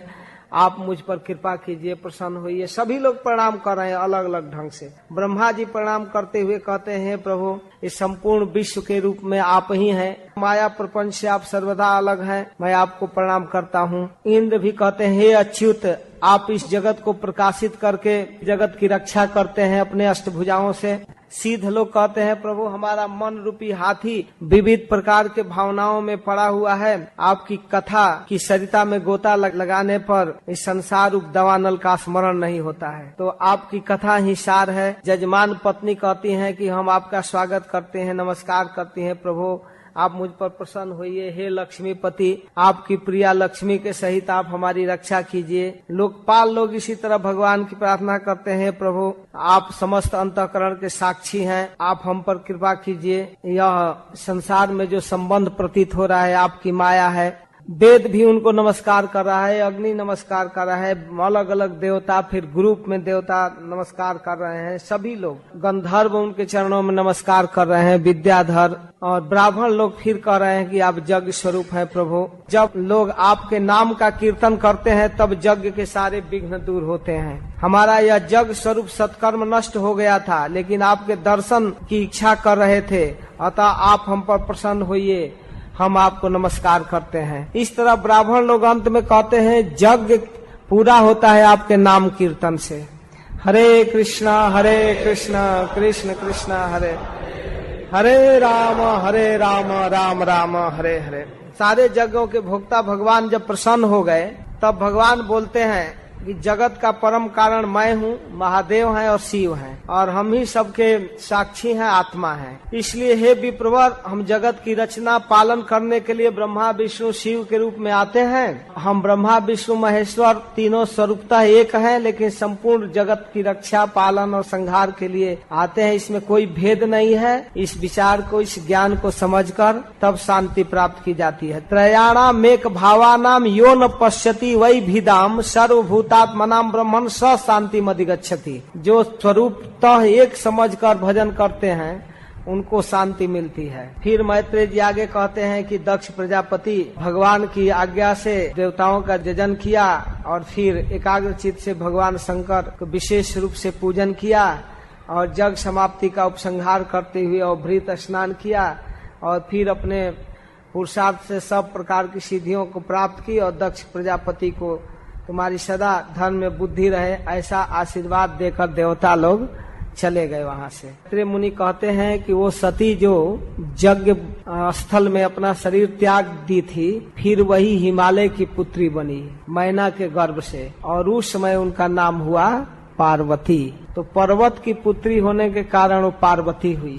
फिर बाद में वही अंबिका नाम से जन्म ली, भगवान शंकर को वर्ण करने के लिए तपस्या की और बाद में भगवान शिव उनको ग्रहण किए, फिर उनकी पत्नी बनी। वो नित्य पत्नी है। यज्ञ विध्वंस करने वाला भगवान शिव का चरित्र मैंने बृहस्पति के शिष्य उद्धव जी से सुना था। मैत्री मुनि कह रहे हैं, हे कुरुनंदन, महादेव जी का यह परम पवित्र जश आयु को बढ़ाने वाला है और पाप पुंज को नष्ट करने वाला है। जो पुरुष भक्ति भाव से नित्य प्रति श्रवण और कीर्तन करता है वो अपने पाप राशि को नाश कर देता है। मैत्री मुनि आगे वर्णन करते हैं, ब्रह्मा जी के विरक्त पुत्रों में सनकादिक और नारद प्रसिद्ध हैं जो विवाह नहीं किए, लेकिन और नैष्ठिक ब्रह्मचारी पुत्र हैं। सनकादिक 4, नारद 5, ऋभु 6, हंस 7, अरुणी 8 और जति 9। 9 लोग, 4 एक साथ और 5 अलग, नारद, ऋभु, हंस, अरुणी और जति, ये नैष्ठिक ब्रह्मचारी पुत्र थे। और फिर आगे अधर्म भी ब्रह्मा जी का ही पुत्र था और उसकी पत्नी थी मृषा। तो अधर्म के कुछ वंश का वर्णन करते हैं। अधर्म ने मृषा से दंभ और माया पुत्र और पुत्री के रूप में जन्म दिया और दोनों जोड़ुआ संतान आपस में विवाह कर लेते थे, क्योंकि अधर्म का संतान है तो इसमें कोई आश्चर्य करने की कोई बात नहीं है। दंभ अपनी बहन माया को अपनी पत्नी बनाया और उससे लोभ और निकृति, शठता उत्पन्न हुए। तो लोभ निकृति से क्रोध और हिंसा को जन्म दिया और क्रोध हिंसा फिर आपस में कली और दुरुक्ति को उत्पन्न किए। कली और गाली, और कली और दुरुक्ति से भय और मृत्यु, भय और मृत्यु से यातना और निराय उत्पन्न हुए, निराय नरक। फिर कहते हैं कि मैं संक्षेप में इन वंशों को सुनाया। अब मैं पवित्र कीर्ति स्वयंभू मनु के पुत्रों का वर्णन करता हूँ। अथातः कीर्तये वन संपूर्ण कीर्ते कुरुद्वः स्वयंभुवस्यापि मनोर हरे अंशांश जन्मना। भगवान हरि के अंश से उत्पन्न महाराज स्वयंभू मनु के पुत्रों का वर्णन करता हूँ। प्रिय व्रतो उतान पादो सदरूपा पते सुतऊ वासुदेव से कलया रक्षयाम जगत स्थितऊ। 2 पुत्र हुए, प्रिय व्रत और उतान पाद। तो उतान पाद के चरित्र को अब यहाँ कह रहे हैं। जाये उतान पादस्य सुनीति सुरुचिस्तयो सुरुचि प्रेयसी पत्नु नेत्रा यत् सुतो ध्रुव। उतान पाद महाराज ने 2 विवाह किया, एक का नाम था सुनीति और एक का सुरुचि। उनमें सुरुचि राजा को अधिक प्रिय थी और सुनीति के पुत्र थे ध्रुव। एक दिन महाराज उतान पाद सुरुचि के पुत्र उत्तम को गोद में लेकर राजा राज सिंहासन पर बैठा था और वहीं पर सुरुचि थी उत्तम की माँ। तो ध्रुव देख लिया कि पिताजी के गोद में उत्तम है, तो ध्रुव के मन में भी आया कि हम भी पिता के गोद में चढ़ेंगे। छोटा बालक था, अब चढ़ने का कोशिश करने लगा। राज सिंहासन ऊंचा था, उसको पकड़कर चढ़ने लगा, अपने से चढ़ नहीं पा रहा था, हाथ बढ़ा रहा था। तो महाराज उतान पाद को रिस्पॉन्स करना चाहिए, हाथ बढ़ाकर गोद में ले लेना चाहिए। दोनों बेटों को गोद में ले लेते तो क्या हो जाता, लेकिन उनका कंट्रोलर वही था, सुरुचि वही थी और सुरुचि बच्चे से डाह करती थी और उसके सामने राजा कोई रिस्पॉन्स नहीं दिए। ध्रुव प्रयास कर रहा था चढ़ने के, कभी पिताजी के तरफ कभी सौतेली माँ के तरफ कि तुम भी थोड़ा सहायता कर दो, चढ़ा दो पिता के गोद में, और पिताजी के तरफ की हाथ बढ़ाकर मुझे ले लीजिए। ध्रुव को तो कोई अनबन था नहीं, वो तो बेचारा गोद में चढ़ना चाहता था। कभी माता जी के तरफ, माँ जी हेल्प कीजिए, माता जी हेल्प कीजिए, तब तक माँ डांटने लगी। नव वत्स निरपते भीष्णम भवान रोडित मरहती। अरे बेटा तुम नहीं चढ़ सकते ऊपर। ध्रुव का कौन नहीं चढ़ सकता है, मैं कहा भवान आप नहीं चढ़ सकते हैं। एक छोटे को भवान कहने की क्या जरूरत है, व्यंग है। भवान तो बड़े को कहा जाता है, नहीं तुम कहना चाहिए, तुम नहीं चढ़ सकते हो। तो कह रही आप नहीं चढ़ सकते ऊपर, क्यों, मैं राजा का बेटा नहीं हूँ क्या? न गृह तो मैं आयस्तम कुक्षावपी निपात मजा। अरे तुम राजा का बेटा है तो क्या हो गया, तुम रानी का बेटा नहीं है, इससे क्या हो गया, तुम राजा का बेटा है, लेकिन तुम रानी से नहीं जन्मा है, मैंने तुमको कोख में नहीं धारण किया है, मैं रानी हूँ, तुम्हारी माँ नहीं। बालो सी बतनात् मानम अन्य स्त्री गर्भ संभृतम। अरे बच्चे हो, नादान हो, नहीं जानते हो, तुम किसी दूसरे स्त्री के गर्भ से जन्मे हो, रानी से नहीं जन्मे हो। नूनम वेद भवान जस्य दुर्लभेर्थे मनोरथ। इसलिए बेटा ऐसा दुर्लभ मनोरथ मत करो, ये पूरा होने वाला नहीं है। राजा के गोद में तो रानी का बेटा बैठ सकता है, और वो भी राज सिंहासन पर। इतने ऊंचे आसन पर बैठने का साहस मत करो। लेकिन ध्रुव तो कह रहे थे मैं तो बैठूंगा। बैठना चाहते हो तो मैं उपाय बताती हूँ। तपसाराध्य पुरुषम तस्यैवानुग्रहेण में गर्भे तुम साधयात्मानम यदीक्षसी निपासनम। अरे बेटा, यदि तुमको सचमुच राज सिंहासन की इच्छा है तो जाओ परम पुरुष की तपस्या करो, नारायण की, और उनकी तपस्या करके उनके कृपा की भीख मांगो, और फिर मेरे गर्भ में जन्म लो, तब इस सिंहासन पर चढ़ सकते हो। तुमको सिंहासन पर चढ़ने के लिए भगवान नारायण की तपस्या करना पड़ेगा, दूसरे की बस की बात थोड़े है। देखिए, सुरुचि क्रोध में बोल रही है, डाह में बोल रही है, लेकिन राजा की रानी है। वैष्णव सिद्धांत जानती है कि किसी को जन्म देने का अधिकार केवल परम पुरुष को है, दूसरे को नहीं। दोबारा जन्म लेकर मेरे कोख में जब जन्म लोगे, रानी के गर्भ से आओगे, तब सिंहासन पर बैठ सकते हो। तो इसके लिए बेटा प्रोसेस थोड़ा कठिन है। भगवान विष्णु की आराधना करना पड़ेगा, और वो जब प्रसन्न हो जाएंगे तब कहना कि हे प्रभु, मुझे सुरुचि माता के गर्भ में जन्म दीजिए। तब प्रार्थना करोगे ना, तब भगवान चाहेंगे तो तुमको मेरे गर्भ से जन्म देंगे, तब उत्तम की तरह इस सिंहासन पर बैठ जाना बेटा। समझा? कहने का मतलब कि इस शरीर को तो तुम्हें छोड़ना ही पड़ेगा, क्योंकि तुम हमारे गर्भ से जन्म नहीं लिए हो, अगर इस आसन पर चढ़ना है। अब तो क्षत्रिय का बालक डंडे से चोट खाए सर्प की तरह एकदम फुफकार मारने लगा माता के कठोर वचनों को सुनकर। एकदम क्रोध से तिलमिला गया 5 वर्ष का बालक। मुझे इस सिंहासन पर चढ़ने के लिए दोबारा जन्म लेना पड़ेगा तुम्हारे गोद से। लंबी सांस लेने लगा। तानपात चुपचाप सुन रहा है। उसको मना करना चाहिए, बच्चे से क्यों लग रही हो, चढ़ा दो, बढ़ाओ, गोद में ले लेता हूँ। लेकिन इतना हिम्मत नहीं था इस तैण महाराज का, उतानपाद का इतना हिम्मत कि सुरुचि कुछ दूसरी बात कह रही है और उसके विरोध कर दें। नहीं, अब तो बालक एकदम रोने लगा, और रोते हुए, लंबी सांस लेते हुए, मानो कोई बहुत जबरदस्त पीट दिया है, ऐसे रोते हुए अपनी माँ की तरफ चल दिया। अब आसन पर चढ़ने की बात छोड़कर दोनों ओठ फड़क रहे थे क्रोध के मारे, आंखों से आंसू गिर रहे थे, सिसक सिसक कर रो रहा था। इस तरह से जब सुनीति देखी कि हमारा बेटा रो रहा है तो गोद में उठा ली। बेटा कौन मारा है, क्या हो गया बेटा, क्या हो रहा है? वो बच्चा बोल नहीं रहा है। दूसरी दासियां इस दृश्य को देखी थी बगल में खड़ी होकर, तो दासियों ने बतलाया कि रानी जी, महारानी सुरुचि ने बड़ा कठोर वचनों से इस बच्चे का अपमान किया। मैंने सारी किस्सा सुना दी कि सुरुचि ऐसे की कि तुम तपस्या करो, मेरे गर्भ से जन्म लो। सौत की बात सुनकर दवानल से जली हुई बेल लता की तरह मुरझा गई, संतप्त हो गई, आंखों में आंसू भर गया। लेकिन कही, बेटा तू किसी भी प्रकार अपनी सौतेली माँ की अमंगल की कामना मत करना। कोई बात नहीं, वो ठीक कह रही है। सुरुचि ने जो कुछ कही है वो ठीक कही है। वास्तव में राजा रानी तो उसी को मानते हैं, हमको तो दासी कहने में भी उनको लज्जा आ रही है इस समय। हमारा तो स्थान दासियों की तरह भी नहीं है। तू इस मंद भागिनी के गर्भ से जन्म लिया है बेटा, इसलिए सुरुचि जो कही है ना वो ठीक कही है। वास्तव में तुमको इस सिंहासन पर चढ़ने की इच्छा है तो बेटा तुमको भगवान का भजन करना पड़ेगा। वो सौतेली माँ दाह में बोली है, फिर भी उत्तम बात कही है। जो उसने भगवान परम पुरुष की आराधना की बात कही वो अत्यंत उत्तम है बेटा, एकदम उत्तम है। उन्हीं की कृपा से तुम कुछ भी प्राप्त कर सकते हो। आतिष्ठ तत्ताप विमत्सरस्त्वा मुक्तम समात्रापि यदव्यलीकम आराधया धोक्षज पाद पद्मम यदीक्षसे ध्यासन मुतमो जथा।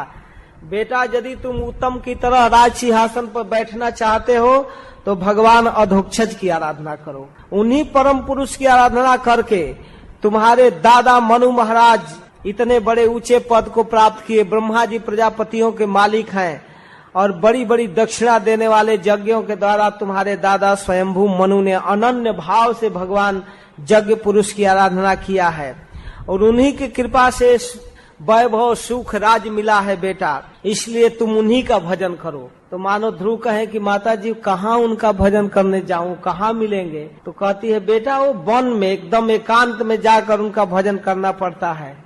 तो मानो ध्रुव महाराज कहे कि वहाँ हमारा पालन कौन करेगा माता, मुझे भोजन कौन देगा, मुझे कौन पोषण करेगा? तब कहती है तमेव वत्साश्रय भृत्य वत्सलम मुमुक्षुभि मृग्य पदाब्ज पद्धतिम अनन्य भावे निज धर्म भाविते मनस्यवस्थाप्य भजस्व पुरुषम। हे बेटा तमेव वत्सा स भृत्य वत्सलम। अरे बेटा हमारे जैसे लाखों करोड़ों माताओं के अंदर अपने पुत्रों के प्रति जो स्नेह है, ममता है ना, उसे हजारों गुना ज्यादा ममता भगवान को अपने आश्रित भक्तों के प्रति है, इसलिए उन्हें भृत्य वत्सल कहा गया है। भगवान अपने भक्तों से जितना प्रेम करते हैं उतनी सामर्थ्य किसी माता पिता को अपने बच्चों में से करने की क्षमता नहीं है बेटा। वो तो सर्व समर्थ ईश्वर हैं। तमेव वत्सा से भृत्य वत्सलम। अपने आश्रित भक्तों का सब तरह से पालन भगवान करते हैं। मुमुक्षु भी मृग पदाब्ज पद्धतिम, जो मुमुक्षु लोग हैं, मुक्ति चाहने वाले, उन्हीं भगवान के चरण कमल को खोजते रहते हैं, जंगल में जाकर, वन में जाकर। अनन्य भावे निज धर्म भाविते, सब कुछ छोड़कर अनन्य भाव से भगवान का भजन करने वाले। मनस्वस्थाप्य भजस्व पुरुषम, अपना चित्त स्वधर्म पालन से पवित्र हुए चित्त में भगवान पुरुषोत्तम को अनन्य भाव से हृदय में बैठाकर भजन करो बेटा, जाओ भजन करो, उन्हीं परम पुरुष का भजन कर लो। इस तरह से सुनीति जी लगी उपदेश करने, भजन करो बेटा। देखो बेटा, उन कमल दल लोचन श्री हरि को छोड़कर तेरे दुख को दूर करने वाला कोई दूसरा नहीं है। नान्य तथा पद्म पलाश लोचनाथ, भगवान कमल नयन भगवान विष्णु को छोड़कर दुख छिदम ते मृग्यामि कंचना, मैं नहीं देख पाती हूँ कि तुम्हारे इस दुख को दूर करने वाला और कोई है, कोई नहीं है बेटा। यो मृग्यते हस्त गृहीत पद्मया श्रिये तरंगै ब्रह्मिज्ञ मारया, मानो लक्ष्मी अपने हाथ में टार्च लेकर उन्हीं को खोजती है। जो हाथ में लक्ष्मी जी कमल लेकर घूमती है ना, वो कमल क्या है? एक लाइट है, टार्च है। दुनिया में घूम घूम कर अपने प्रियतम को खोज रही हैं। लक्ष्मी दी दीपक की भांति हाथ में कमल लिए निरंतर हरि को खोजा करती है। तो जो लक्ष्मी जिन चरणों को खोजती रहती है, उन्हीं हरि की आराधना करो बेटा, तुम्हारा दुख दूर हो जाएगा। वाह रे सुनीति जी, 5 वर्ष के बच्चे को भजन करने की शिक्षा देने लगी। छोटा सा बच्चा, ठीक है माता जी मैं भजन करूंगा। निकल पड़ा, माँ के चरण पकड़ा, प्रणाम किया, आशीर्वाद लिया, चल दिया। रास्ते में नारद जी मिलते हैं। नारद जी पूर्व परिचित ऋषि हैं, दरबार में आते हैं। ध्रुव के चरणों में प्रणाम करता है। नारद जी अपने पाप नाशनी हाथ को सिर पर रखते हैं। बेटा इधर कहाँ? जंगल की ओर कहाँ जा रहे हो बेटा? अब नारद जी से ध्रुव तो झूठ बोल नहीं सकता। कहा कि ऋषिवर क्या कहें, हमारी सौतेली माँ के बाग बाण हमारे हृदय को बीध दिया है और मैं परम पुरुष की आराधना करने के लिए वन में जा रहा हूँ। तो नारद जी कहते हैं, बाप रे बाप, बहुत तेज क्षत्रियाणाम मान भंगम अमृष्यताम बालोप्य हम हृदय धत्ते यत् समातु असद बचा। बाप रे बाप, क्षत्रियों का कैसा अद्भुत तेज। छोटा सा बालक, 5 वर्ष का नन्हा सा बच्चा, इसके हृदय में इतनी मान, इनका मान भंग हो गया। सौतेली माँ के कटु वचन को नहीं सह पा रहा है। मन में सोच रहे हैं नारद जी। तब कहते हैं, अरे बेटा अभी तो तू खाने खेलने लायक है, क्या तपस्या करेगा? जब उम्र हो जाएगा तब भजन कर लेना, चलो हमारे साथ। अरे जीवों को कर्मानुसार अपमान सम्मान मिलता है। तुम छोटा सा बच्चा अगर माँ अपमान ही कर दी तो कौन कोई दूसरा पराया किया है? अगर दूसरा भी कर देता है तो अपने कर्मानुसार सम्मान और अपमान मिलता है। बेटा तू क्यों चिंता कर रहा है? चलो चलो चलो घर चलो, मेरे साथ चलो। ये जोगी लोग जन्म जन्मांतर से चित्त को एकाग्र करके समाधि में बैठते हैं, फिर भी भगवान का चरण उनके चित्त में आता है? कभी नहीं। और तुम्हारे जैसा छोटा बच्चा, व्यर्थ के हट को छोड़ो बेटा, लौट चलो घर। मुनय पदवीम जस्य निसंगेरु जन्म भी न विदुन मृगयंतोपि तीव्र जोग समाधिना। अरे बेटा ये संभव नहीं है, तू हट छोड़ो, घर चलो और जब सयाना हो जाना, बड़ा हो जाना, तब परमार्थ का काम कर लेना। अरे बेटा विधाता के अनुसार सुख दुख मिलता है, मान अपमान मिलता है, क्या चिंता कर रहे हो? गुणाधिक्यान मुदम लिप्सेत अनुक्रोशम गुणाधमात मैत्रीम समानात अनवीक्षे न तापैर विभूयते। कि अपने से अधिक गुणवान को देखकर प्रसन्न होना चाहिए कि चलो भगवान की कृपा से इसको सम्मान मिल रहा है, इसको आदर मिल रहा है, या इसको धन मिला है। तो गुणाधिकान मुदम लिप्से अनुक्रोशम गुणाधमात, और अपने से छोटा है तो उस पर दया करना चाहिए। कृपा करनी चाहिए। अगर उम्र में, बुद्धि में, ज्ञान में या धन में कम है तो उस पर दया की भाव रखना चाहिए। और मैत्रीम समाना, अगर कोई समान गुण वाला है तो उससे मित्रता रखनी चाहिए। इस प्रकार रखने से न तापैरभिभूयते, ऐसा करने से किसी भी व्यक्ति को दुख नहीं होगा। अधिक गुण मिल रहा है तो प्रसन्न हो, और छोटा है तो दया करो, समान है तो मैत्री करो। तीन ही व्यवहार है, बीच में अब कोई व्यवहार नहीं है। तो ध्रुव जी कहते हैं कि भगवान सुख दुख से जिनका चित्त चंचल हो जाता है उनके लिए तो आप कृपा करके बहुत अच्छा उपदेश कर रहे हैं, लेकिन मेरे जैसे अज्ञानियों की दृष्टि तो वहाँ तक पहुँच नहीं पाती है। और इसके बाद भी मैं अविनीत हूँ, तथापि मैं विनीतस्य छात्रम घोरमिपेश, मैं ब्राह्मण तो हूँ नहीं कि बस क्षमा कर दूंगा।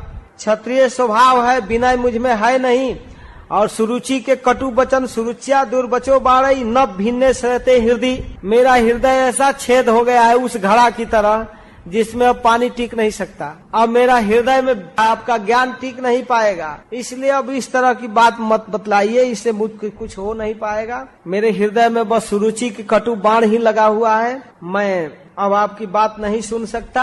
अगर आप इसमें सहायता कर सकते हैं तो मुझे उपदेश कीजिए।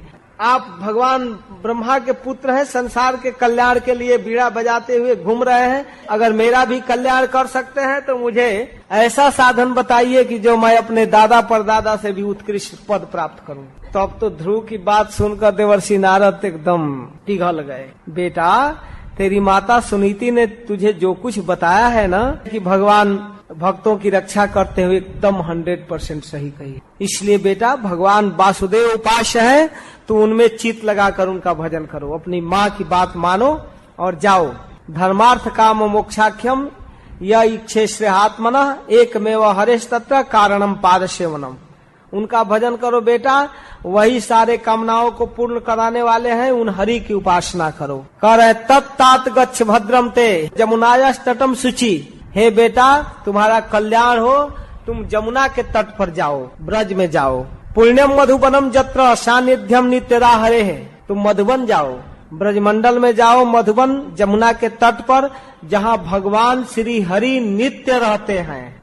और वहाँ जाकर के क्या करना है बेटा, जमुना जी में 3 बार स्नान करना, 3 बार स्नान करके और फिर स्नान करके नित्य कर्म से निवृत्त होकर आसन पर बैठ जाना और अपने प्राणायाम के द्वारा रेचक कुंभक पूरक से प्राणायाम करके धीरे धीरे अपने चित्त वृत्ति को स्थिर करना, अपने शरीर को शुद्ध करना, इंद्रिय के दोषों को दूर करना और परम पुरुष परम गुरु भगवान का ध्यान करना। भगवान के नेत्र और मुख प्रसन्न रहते हैं, उनको देखने से ऐसा मालूम हो रहा है कि भक्तों को कृपा करने के लिए भगवान सदा तैयार है। प्रसादाभिमुखम शश्वत प्रसन्न बदनेक्षरम, भक्तों पर कृपा करके भगवान देख रहे हैं। सुनासम सुभ्रुवम चारु कपोलम सुर सुंदरम, भगवान का नाक बड़ा सुघड़ है, गाल बड़ा सुंदर है, बड़ी सुंदर उनका एक एक अंग है, और उनके रत्नारे नेत्र भक्तों पर कृपा करने के लिए देख रहे हैं। दया के समुद्र हैं, बड़े भक्तों से प्रेम करते हैं, सांवला सलोना रूप है। इस प्रकार उनके रूप को देखना बेटा, और रूप का वर्णन करते हुए फिर कहते हैं कि इस तरह प्रभु का ध्यान करना, और नख से सिर तक भगवान के रूप का वर्णन करते हैं कई श्लोकों में। फिर कहते हैं कि उन प्रभु को चिंतन करना, मन आंख बंद करके उस प्रभु को चिंतन करते हुए वहाँ प्राप्त पुष्प को, फल को, दुर्वा को मानसिक रूप से अर्पण करना। परम गुह्य मंत्र तुमको दे रहा हूँ, 7 रात तक जप करने से व्यक्ति सिद्ध हो जाता है और सिद्धों का दर्शन होता है। वो मंत्र है बेटा, ओम नमो भगवते वासुदेवाय, यह मंत्र है। ओम नमो भगवते वासुदेवाय, इस मंत्र से जप करना, एकाग्र होकर इसी मंत्र का जप करना, और इसे भगवान के विविध द्रव्यों से देश काल के अनुसार मानसिक रूप से पूजन करना, और फिर भगवान की द्रव्यमयी वस्तु से पूजन करना। इस तरह से उनको तुलसी अर्पण करना, भगवान की मूर्ति बना लेना। भगवान के विविध मूर्तियां होती हैं, वो मिट्टी से बालू में मूर्ति बना सकते हो, पत्थर की मूर्ति है, द्रव्य की मूर्ति बनती है, और मन से भी मानसिक रूप से जैसा संभव हो, तुमको जैसा उचित लगे वैसे भगवान की मूर्ति बना लेना। शिला आदि की मूर्ति मिल सके तो उसमें, नहीं तो पृथ्वी से मिट्टी का मूर्ति बना लेना ऐसे, और उसी पर जल दुर्वा पुष्प फल अर्पित करना, दुर्वांकुर आदि, और उनकी पूजा करना। ओम नमो भगवते वासुदेवाय स्वाहा ऐसे करके अर्पण करना उनको। तो इस प्रकार जब भगवान का चिंतन करोगे, उपासना करोगे, तो तुम्हारी मति भगवान में लग जाएगी। इस तरह ध्रुव महाराज प्रसन्न हो गए, बहुत खुश हुए और देवर्षि नारद के चरणों को प्रणाम किए, उनकी परिक्रमा किए और मधुबन की यात्रा कर दिए। तो मधुबन की ओर चले गए ध्रुव महाराज। इधर नारद जी आए उतानपाद के पास। महाराज उतानपाद बड़ा उदास दिख रहे हैं, बात क्या है? आपका मुख सूखा सूखा दिख रहा है, धर्म अर्थ काम सब ठीक ठाक चल रहा है? क्या कहूँ, मैं कामी हूँ, स्त्रैण हूँ, हाय हाय मैं अपने छोटे बच्चे को निर्दय होकर घर से निकाल दिया। क्या कहूँ, पता नहीं कहाँ गया, कहीं थक कर गिर गया होगा भूख प्यास से, उसको भोजन नहीं मिलता होगा, कहीं वन में जाएगा तो कोई बाघ सिंह भेड़िया न खा जाए। ओहो मैं कैसे स्त्री का गुलाम हूँ, अहो मैं बत दौरात्मन मिस्त्री जितस्यो पधारय योंकम प्रेमणा रुरुक्षंतम नाभ्यानंदम असत्यम। हाय हाय मेरे जैसे कुटिल को देखिए, मैं स्त्री के गुलाम हूँ, बेचारा मेरे गोद में चढ़ना चाहता था लेकिन मैं उसको कोई रिस्पॉन्स नहीं दिया, इससे नाराज होकर वो घर से निकल गया है, देवर से मैं क्या करूं, रो रहे हैं। तो नारद जी कहते हैं, राजन अपने उस बच्चे ध्रुव के लिए चिंता मत करो, उसके रक्षक भगवान हैं, वो तुम्हारे जस को सारे भुवन में फैलाने वाला बालक है। अभी थोड़े ही दिनों में भगवान का दर्शन करके लौटने वाला है। वह बालक इतना समर्थ बालक है कि बड़े बड़े लोकपाल जिस काम को नहीं कर सकते वो तुम्हारा छोटा सा नन्हा बालक 5 वर्ष का ध्रुव करके लौटेगा, और उसी के कारण तुम्हारा जस तीनों भुवन में फैलेगा। तो फिर इस तरह मैत्रेय मुनि आगे कहते हैं कि उतानपाद को उपदेश करके नारद जी तो चले गए, लेकिन अब बालक ध्रुव मधुबन में जाकर जमुना जी में 3 बार स्नान करके नारद जी के बताए हुए विधि से नारायण की उपासना प्रारंभ किया ध्रुव। और पहला महीना में कैथ और बैर के फल को खाता था, 3-3 दिन में एक बार, 3 दिन में कुछ बेर और कुछ कैथ के फल खा लेते थे। 1 महीना बीता। दूसरा महीना में 6-6 दिन में सूखा घास खाकर, सूखा पत्ता जो पेड़ से अपने आप गिर गया है उसको खाकर भजन किया। फिर तीसरा महीना में 9-9 दिन पर जल पीकर वो चित्त को समाधि में रखा, और चौथे महीना में सांस को जीतकर 12 दिन में केवल वायु सांस लेता था, 11 दिन बंद, 12वां दिन लेता था। और 5वां महीना आते आते पूरा सांस बंद करके खड़ा हो गया 1 उंगली पर, पृथ्वी को दबाते हुए ओम नमो भगवते वासुदेवाय सांस को जीत करके लगा जप करना। राजकुमार ध्रुव 1 पैर से खड़ा हो गया, उसके अंगूठे से दब कर पृथ्वी मानो झुक गई, और गजराज जैसे किसी नाव पर चढ़ गया हो, नाव डगमगाने लगे, वैसे पृथ्वी ध्रुव के तेज से कांपने लगी। और इस प्रकार समस्त विश्व के अधिष्ठान भगवान समष्टि का ध्यान करने लगा। जब अपने श्वास प्रश्वास को रोकने का प्रयास किया और भगवान को चित्त में एकाग्र भाव से चिंतन किया, तो धीरे धीरे सांस जब बंद किया समष्टि के चिंतन करते हुए, तो संपूर्ण विश्व के जीवों का सांस रुकने लगा, सबका सांस बंद होने लगा, सब स्थावर जंगम सब अनुभव करने लगे, हो क्या गया है, ये क्या हो गया। सब लोग लोकपाल भगवान श्री हरि के शरण में आए। देवता लोग कहने लगे, प्रभु ये हो क्या रहा है, हमारी रक्षा कीजिए।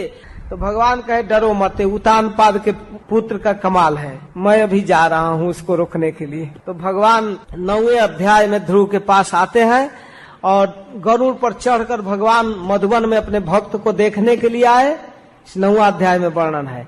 और भगवान जब सामने आए ध्रुव के, जो चित्त में भगवान का जो रूप था, उस रूप को ओझल कर दिए भगवान। जो स्मरण कर रहा था चित्त में, वो एकदम छिप गया। अब ध्रुव छटपटाने लगा कि वो रूप क्या हो गया, क्या हो गया। तब तक आंख खोला, तो आंख जब खोलता है तो जिस रूप का चिंतन भीतर कर रहा था वही रूप सामने है। और ध्रुव तो घबरा गया, नेत्र खोला तो सामने भगवान को देखा, बड़ा कौतूहल हुआ, पृथ्वी पर दंडवत प्रणाम किया, दंडवत प्रणाम करके लौट गया एकदम, और लौटा उनके चरणों में, और ऐसे देखने लगा मानो आंख से पी जाएगा उनको, मुख से चूम लेगा उनके रूप को, इस तरह से भुजाओं से कस लेगा, इस प्रकार अब प्रभु के सामने कैसे बोले, क्या करें, वो कुछ समझ ही नहीं रहा था। सतम विविक्षंत मत द्विदम हरि ज्ञात्वाच सर्वस्य च हृदयवस्थितः कृतांजलिम ब्रह्ममयेन कम्बुना पस्पर्श बालम कृपया कपोले। जब वो हाथ जोड़कर खड़ा हो गया, कुछ समझ नहीं पा रहा था, तो सर्व अंतर्जामी प्रभु की स्तुति करना चाहता था, लेकिन कहाँ से प्रारंभ करे, कैसे करे, कुछ नहीं समझ रहा। तो भगवान कृपा करके अपने हाथ में लिए हुए शंख को ध्रुव के गाल में स्पर्श करा दिए, छुआ दिए। सवै तदैव प्रतिपादिताम गिरा दैवीम परिज्ञात परात्म निर्णय तम भक्ति भावोभ्यगणाद असत्वरम परिश्रुतोरु श्रवसम ध्रुवच्छिति। अब तो गाल का स्पर्श होते ही ध्रुव को सारा वेद का ज्ञान, भगवान के स्वरूप को जान गया और अत्यंत भक्ति भाव से विश्व विख्यात भगवान की कीर्ति को ध्रुव बोलने लगा। अपने स्तुति से ध्रुव महाराज भगवान की महिमा बोलने लगे। 5 वर्ष का बालक बोल रहा है, योन्तः प्रविश मम वाचमिमां प्रसुप्तां संजीवयत्यखिल शक्तिधर स्वधाम्ना अन्यान् सहस्त्र चरण श्रवण त्वगादीन् प्राणा नमो भगवते पुरुषाय तुभ्यम। हे प्रभु, आप सर्वशक्तिमान हैं, आप मेरे अंतःकरण में प्रवेश करके मेरी सोई हुई वाणी को सजीव किए और इस प्रकार हाथ पैर कान त्वचा आदि अन्य इंद्रियों में भी चेतना देते हैं। हे अंतर्जामी प्रभु, आप अगर चेतना न दे तो ये शरीर हिल नहीं सकता, घूम नहीं सकता, बोल नहीं सकता, सोच नहीं सकता, देख नहीं सकता। इन इंद्रियों के अंदर जो शक्ति है वो आपकी है, आप शक्ति दिए, आप मेरे गाल में शंख स्पर्श कराए, आप ही मेरे जीवन शक्ति हैं, आपको हम नमस्कार करते। त्वदत्तया वयुनयेदमच्चष्ट विश्वम सुप्त प्रबुधैव नाथ भवत प्रपन्नः तस्यापवर्ग शरणम तव पाद मूलम विस्मर्यते कृत विदा कथमार्थ बंधो। हे नाथ, सृष्टि के प्रारंभ में ब्रह्मा जी आपका शरण लिए, आपसे ज्ञान प्राप्त करके जगत को सोकर उठे हुए पुरुष के समान देखे। हे दीन बंधो, आप ब्रह्मा जी को ज्ञान देने वाले हैं, उन्हीं आपके चरण कमलों में मुक्त पुरुष आश्रय लेते हैं। कोई भी कृतज्ञ पुरुष आपको कैसे भूल सकता है। ब्रह्मा आपकी कृपा से जगत सृष्टा बने हैं, शिव आपकी कृपा से प्रलयकारी हैं। इतने बड़े बड़े देवताओं में जो वरदान देने की क्षमता है आपकी है। यही है भागवत। भागवत का अर्थ है कि हर क्षण, हर पल, हर क्रिया में, हर समय भगवान है, यह धारणा बना रहे। इसको कहते हैं कृष्ण कॉन्शियसनेस। हर जगह भगवान का हाथ है, भगवान से शून्य कोई जगह नहीं, कोई व्यक्ति नहीं, कोई स्थान नहीं, कोई वस्तु नहीं। अगर इस बात को अगर व्यक्ति भूल गया तो कृतज्ञ है, नहीं तो कोई भी कृतज्ञ आपको कैसे भूल सकता है। या निर्वृतिस्तनुभृताम तव पाद पद्मा ध्याना भव जन कथा श्रवणे नवास्यात् सा ब्रह्मणि स्वमहिमन्यपि नाथ माभूत किम त्वंत काशी लुलितात पतताम विमानात्। हे प्रभु, हे नाथ, आपके चरणों का ध्यान करने से, आपके भक्तों के पवित्र चरित्र सुनने से प्राणियों को आनंद प्राप्त होता है। वह निजानंद स्वरूप ब्रह्म में कभी नहीं मिल सकता। और हे प्रभु, फिर जिन्हें काल की तलवार काट डालती है, उन स्वर्गीय विमानों से गिरने वाले पुरुषों को सुख कैसे मिल सकता है। जो क्षीणे पूर्णे मर्तलोकम विशंति, काल का प्रवाह जो स्वर्ग के सुख से नीचे गिरा देता है, जब पूर्ण क्षीण हो जाता है तो स्वर्ग से गिरना पड़ता है। तो फिर वह व्यक्ति आपको कैसे जान सकता है, नहीं जान सकता। इसलिए हे प्रभु, भक्तिर्मुहुः प्रवहताम त्वयि में प्रसंगो भूयादनंत महता ममलाशयानाम एनांजसोल बड़मुरु व्यसनम भवाब्धिम नेशे भवद गुण कथा मृतपान मत्तः। हे प्रभु, मुझे तो आपका उन विशुद्ध हृदय महात्माओं का संग चाहिए। अब मानो भगवान कहते हैं कि ध्रुव, तुम प्रार्थना करे, तुमको क्या चाहिए, अपने पिता से उत्कृष्ट पद? तो कहते हैं नहीं प्रभु, अब मुझे आप अपने भक्तों का संग दीजिए। क्या प्राप्त करोगे, क्या सुख है वहाँ? कहते हैं अविच्छिन्न भक्ति भाव है, जहाँ उनके संग में मैं आपके गुणों और लीलाओं का कथा सुधा पीकर मस्त हो जाऊंगा। सहज ही अनेक प्रकार के दुखों को, इस भयंकर संसार सागर को मैं अपने आप पार कर जाऊंगा। भक्तिर मुहु प्रवतम तैमे प्रसंगो, आपके भक्तों का संग चाहिए, जहाँ निरंतर भक्ति होती है, जहाँ भगवान का दर्शन होता है, भगवान के नाम का कीर्तन होता है, भगवान की कथाएं होती है। तो येनान जसोल बड़मुरु व्यसनम भवाब्धिम, उस कीर्तन से, उस श्रवण से, उस दर्शन से, उस भक्ति के आचरण से ये भवाब्धि का दुख अपने आप पार हो जाता है। नैसे भवद गुण कथा अमृत पान मत्तः, मैं आपके गुण कथा को सुनकर मस्त रहूंगा, मुझे इस भवसागर का कोई भय नहीं है। देखिए ध्रुव महाराज, और इसी बात को प्रहलाद महाराज भी कहते हैं नृसिंहदेव से कि हे नृसिंहदेव, मुझे इस बैतरणी से कोई डर नहीं है। नैवे दुजे पर दुरत्य बैतरण्या तद्बीर्ज गायन महामृत मग्न चित्त, सोचे ततो विमुख चेतस इंद्रियार्थ, माया सुखाय मुद भर मुद बहतो विमूढ़ान। प्रहलाद महाराज कहते हैं 7वां स्कंद के 9वां अध्याय के 43 नंबर का श्लोक है, उसमें प्रहलाद महाराज कहते हैं कि हे नृसिंहदेव, नयो दुजे पर दूरत्य बैतरण्या, मैं बैतरणी से उद्विग्न नहीं हूँ, नरक जाने का मुझे डर नहीं है। क्यों? तद्बीर्ज गायन महामृत मग्न चित्त, मैं आपकी महिमा को गाने में इतना मस्त हूँ कि बैतरणी तो अपने आप पार कर जाऊंगा, कोई चिंता नहीं है। मुझे चिंता है उन विमुख लोगों को जो आपका भजन छोड़कर माया के सुख भोगना चाहते हैं, ये प्रहलाद महाराज कहते हैं।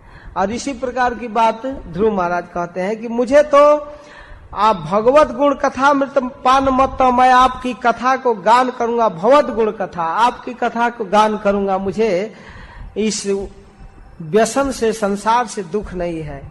ए त्वब जनाभ भवदीय पदारविंद सौगंध लुब्ध हृदय सुकृत प्रसंगा, कहते हे प्रभु, जिनका चित्त आपके चरण कमल की सुगंध में लुभाया हुआ है, जो आपकी कथा सुधा का पान करते हैं, उन लोगों को एक घर गृहस्थी, स्त्री पुत्र, संसार, बिजनेस, व्यापार, ये सब की सुधि नहीं रहती है, वो अपने आप छूट जाता है, उसके लिए प्रयास नहीं करना पड़ता। कथा में टेस्ट मिल गया तो ये अपने आप छूट जाएगा, एक दिक्कत नहीं है। इसलिए प्रभु बहुत सुंदर स्तुति किए हैं, 12वां श्लोक अत्यंत महत्वपूर्ण है, वो तो 1 सप्ताह का विषय है। अंत में कहते हैं कि हे नाथ, सत्याशिषो ही भगवान स्तव पाद पद्मम आशीष तथा अनुभजत पुरुषार्थ मूर्ते अप्यय मर्य भगवान परिपाति दीनान वाश्रय व वत्सक मनुग्रह कातरोस्मान। हे प्रभु, आप परमानंद मूर्ति हैं, जो लोग ऐसा समझकर निष्काम भाव से निरंतर आपका भजन करते हैं, उनको राज आदि भोगों की कोई अपेक्षा नहीं, केवल आपके चरण कमलों का भजन करते हैं। ऐसे लोगों के लिए जो निष्किंचन महात्मा है, उनके लिए आपका चरण ही धन है।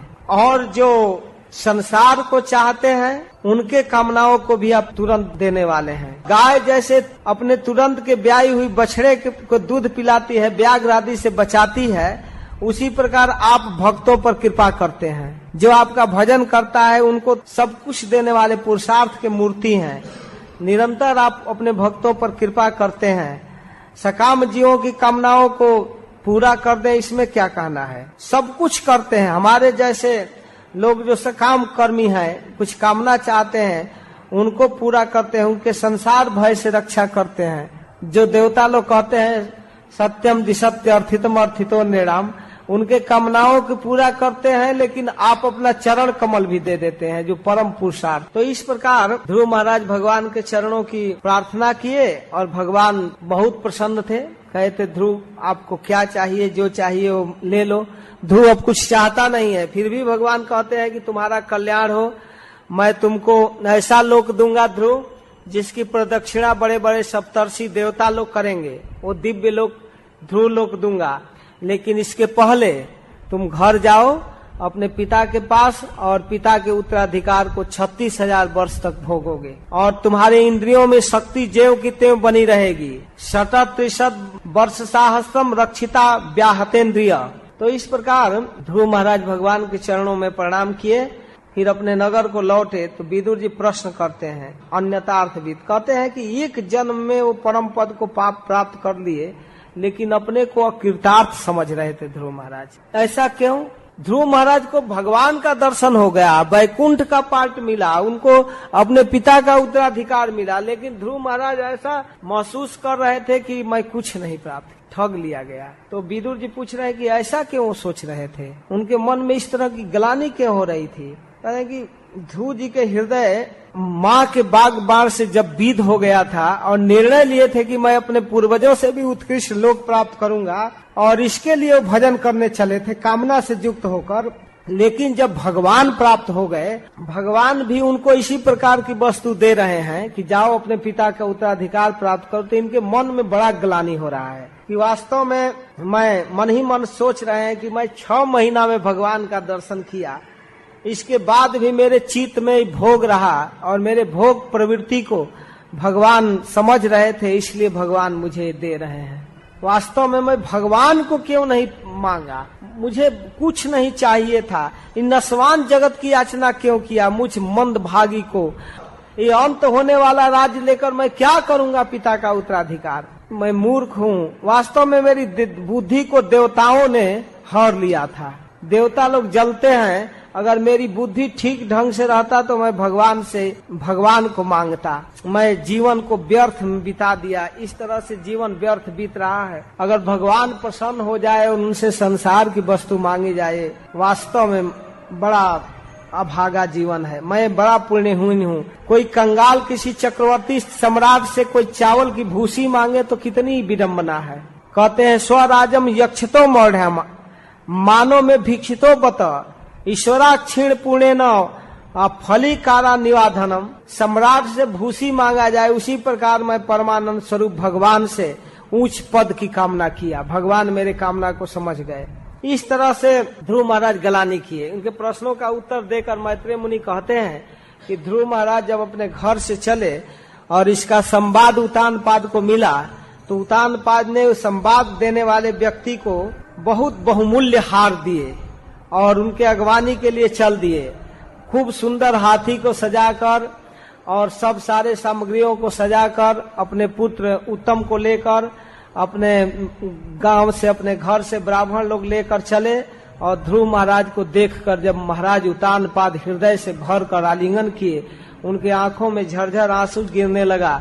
वो सोचने लगे कि अहो, मेरा बेटा साक्षात भगवान के चरणों का दर्शन ही नहीं स्पर्श करके आया है। एकदम गदगद हो गए महाराज उतानपाद। भले स्त्रैण थे लेकिन भगवान के भक्त थे महाराज उतानपाद। एक वैष्णव के लिस्ट में उतानपाद का नाम आता है। भगवान भी कहते हैं महाराज उतानपाद का स्मरण करने से पाप खत्म होता है। तो इस प्रकार ध्रुव महाराज का आलिंगन किए और उनके स्पर्श, जिन भगवान के पाद पद्मों के स्मरण से पाप समाप्त हो जाता है, उन भगवान के चरणों को छू कर आया है, यह सोचकर किए। और माताओं को ध्रुव महाराज प्रणाम करते हैं, सुरुचि सुनीति को। सुरुचि के नेत्रों में भी अश्रु गिर रहा है, गदगद वाणी से आशीर्वाद देती है, बेटा जियो जियो। जीवेती बास गदगदया गिरा, बेटा जीवित रहो, जियो, आशीर्वाद देती है। इस प्रकार अपने प्राण प्यारे को पाकर सुनीति का सारा संताप दूर हो गया और नेत्रों में झरझर आंसू गिरने लगे। आनंद आंसू ऐसे गिर रहे थे सुनीति के नेत्रों से, उतानपाद के नेत्रों से, जो शीतल था, ठंडा था। आनंद में जो आंसू गिरता है वो शीतल होता है और दुख में गिरता है वो गर्म होता है। तो इस प्रकार अपने पुत्र को स्नान करा दी और सारी प्रजा जय हो ध्रुव, इसे ही राजा बनना चाहिए, इस तरह से प्रजा मांग करने लगी।